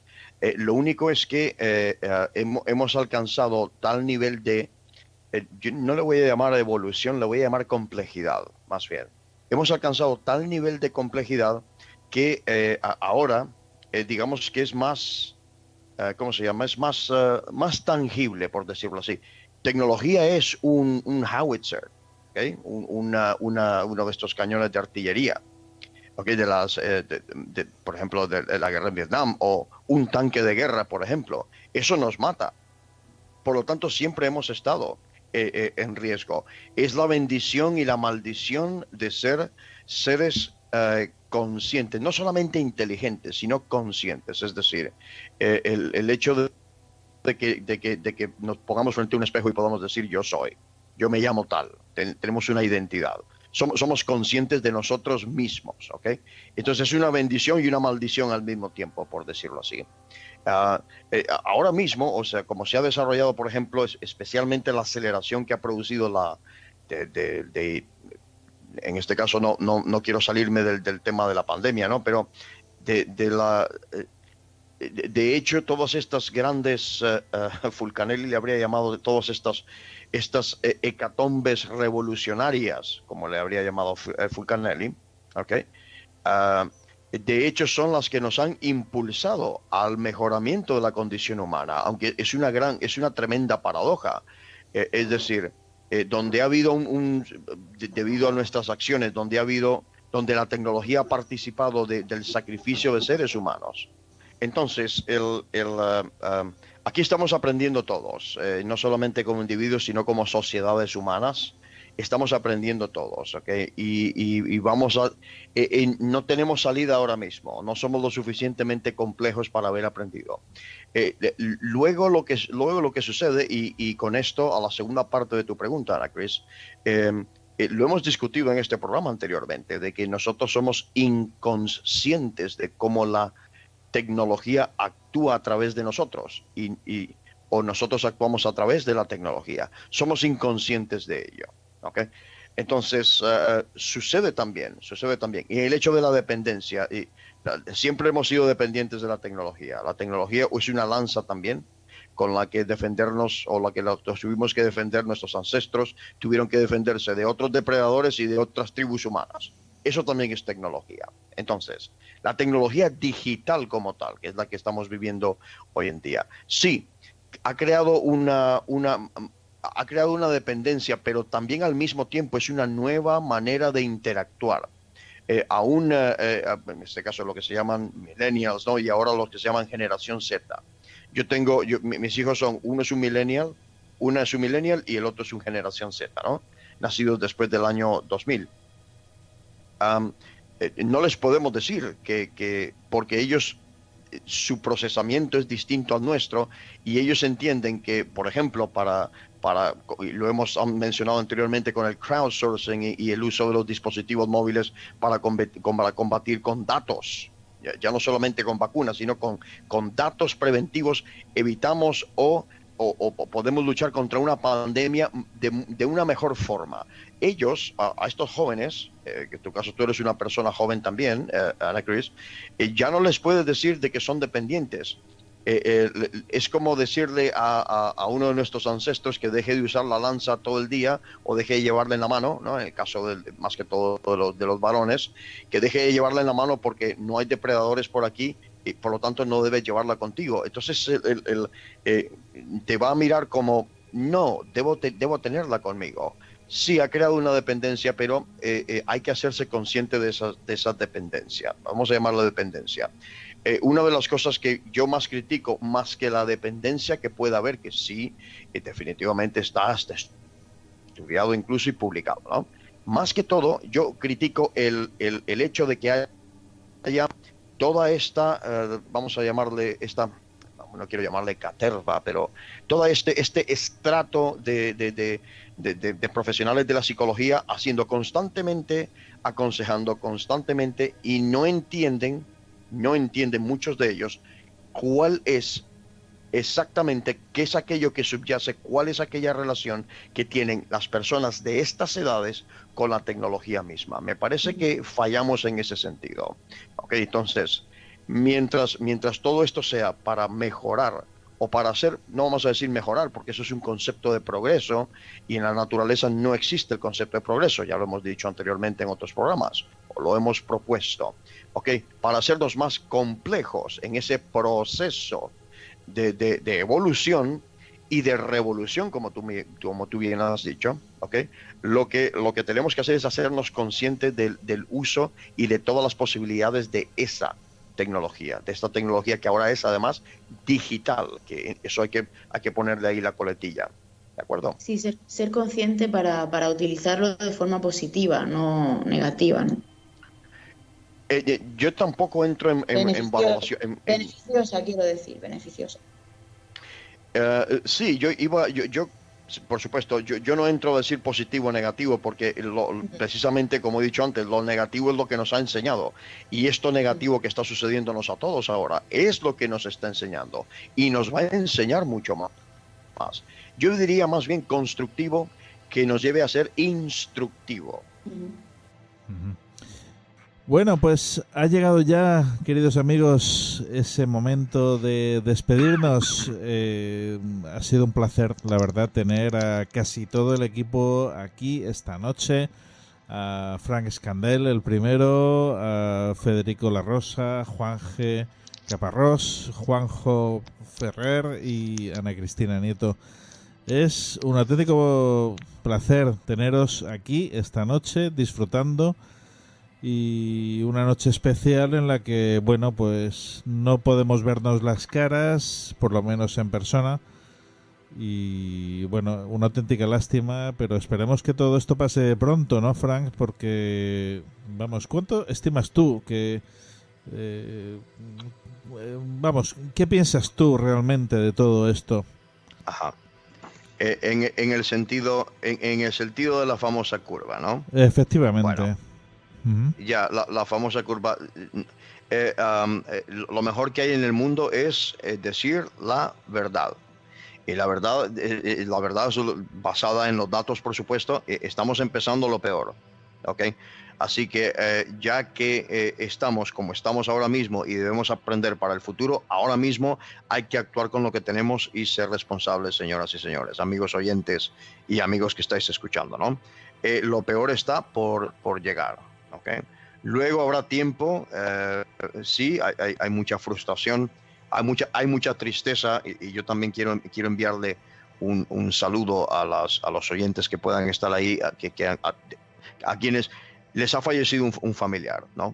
Que llegarles a ser mi simpatía y seguramente también la de todos aquí, ¿ok?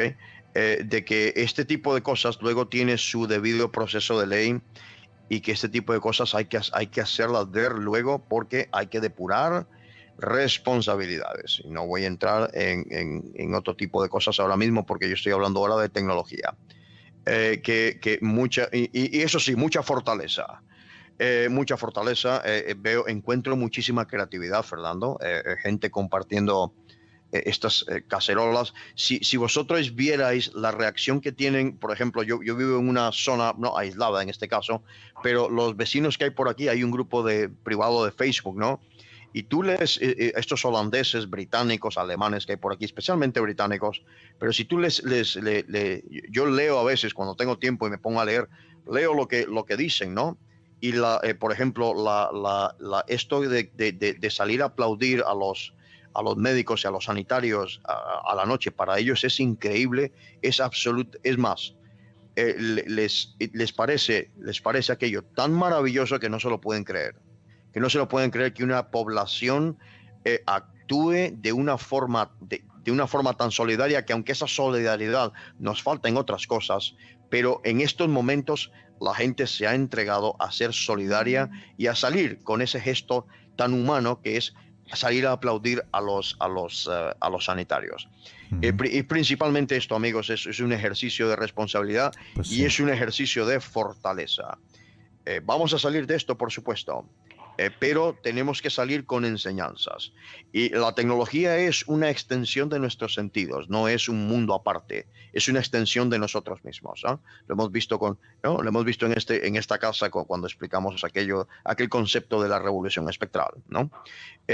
Por lo tanto, el resultado de lo que nosotros aprendamos estará en la tecnología que vayamos no solamente a implementar y a desplegar próximamente, sino en un futuro muy cercano.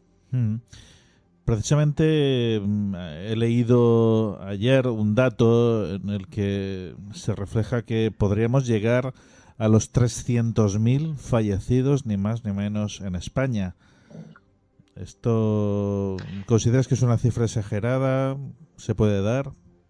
El problema con la creación, y lo hemos visto anteriormente, Fer, ahora mismo el problema es que el sistema de recolección de datos ahora mismo es tremendamente es fallido, ¿ok? Entonces, este tipo de cosas no significa que vayan a suceder, significa que se espera que sucedan. Y entonces, ¿esto en qué nos sirve? ¿De qué nos sirve? ¿Cómo nos podemos empoderar nosotros en nuestros hogares, que estamos todos confinados, ¿no? ¿Cómo podemos empoderarnos de estos datos? En vez de que sean malas noticias, son llamadas a la acción. Y nos tienen que decir, pues ahora tengo que ser todavía mucho más responsable y tengo que quitarme los zapatos a llegar a casa, si tengo que salir a comprarlos, si vengo de trabajar. No se me puede olvidar, porque es lo que sucedió en Wuhan, fue eso. Fue un error en un protocolo de seguridad. Por el momento, todas las pruebas, toda la evidencia indica que este virus artificial se escapó del Instituto de Virología de China, que está en Wuhan, un laboratorio nivel 4, ¿okay? Que se escapó porque un protocolo de seguridad en esta institución, que viene arrastrando problemas en los protocolos de seguridad durante años, se le fue a alguien en el traje y se fue, porque a las 3 calles de ese instituto está el famoso mercado ese de Wuhan, donde aparecen todos esos perros ahí que ofrecen de comida y tal. 3 calles está de ahí, ¿eh? Por lo tanto, nos empoderamos con datos y transformamos esos datos en conocimiento. Y ese conocimiento, cuidado, especialmente en nuestros mayores, ese conocimiento se transforma en sabiduría cuando les escuchamos a ellos hablar de sus experiencias, porque a nuestros abuelos, Fernando, por ejemplo, en el caso de España, de aquí no tiene nada que ver el lado que si estuvo en un lado o en otro. Nada tiene que ver eso. Y en Europa en general, a nuestros abuelos les llamaron a una guerra. A ti te han llamado a que sientes tu trasero en tu casa. Tú puedes hacer esto.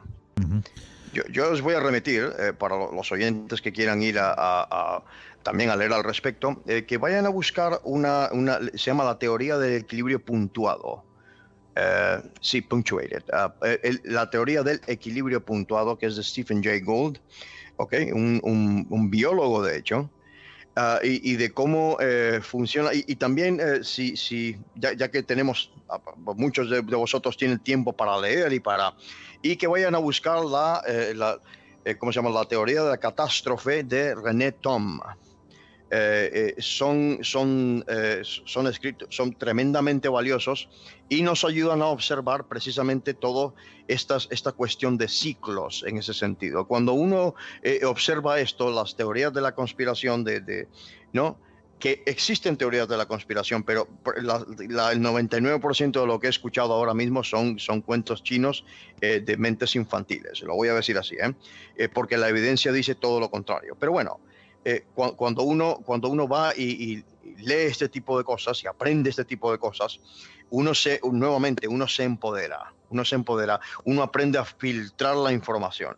Eso es algo que puede ser muy valioso ahora mismo, amigos, para evitar precisamente para evitar ahora mismo la propaganda. Ahora mismo, y digo esto porque hemos encontrado, un amigo y yo, hemos encontrado lo increíblemente fácil que es ese término que se usa hoy en día, que es trolear, ¿no?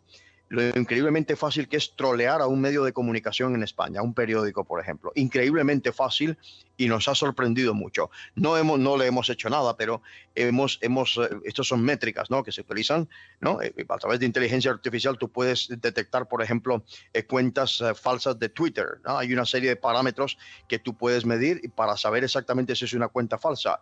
Es facilísimo hacerlo y estos son las infoguerras, amigos. Estamos en una infoguerra ahora mismo, además de la pandemia, por supuesto. Pues vamos a tener que dejarlo aquí porque el tiempo apremia. Y lo que antes he dicho, la verdad es que es un auténtico placer escucharos y bueno, disfrutar como siempre con Frank Escander, porque hoy nos ha dado una lección magistral sobre un tema que dominas, Frank, sobradamente. Y bueno, ¿cómo se llama tu empresa, por cierto? No, prefiero no decirlo. No, esto no es un espacio de publicidad y eso es un mundo separado. Esto yo lo hago porque me encanta interactuar con los oyentes, con mi estimado Joss, que está ahí en Canarias, o con Pepe, que está por ahí también, o con gente que está por ahí, ¿no? Que son oyentes del programa. Y esto es un entretenimiento para mí y esto está apartado de mi vida laboral. Mi vida laboral se basa en esto, sí, pero prefiero no entrar ahí. Muchas gracias igualmente, Fernando. Nada, Frank, sí, ¿qué te puedo decir? Tecnólogo, experto en simbología. Es que eres tremendo, querido amigo.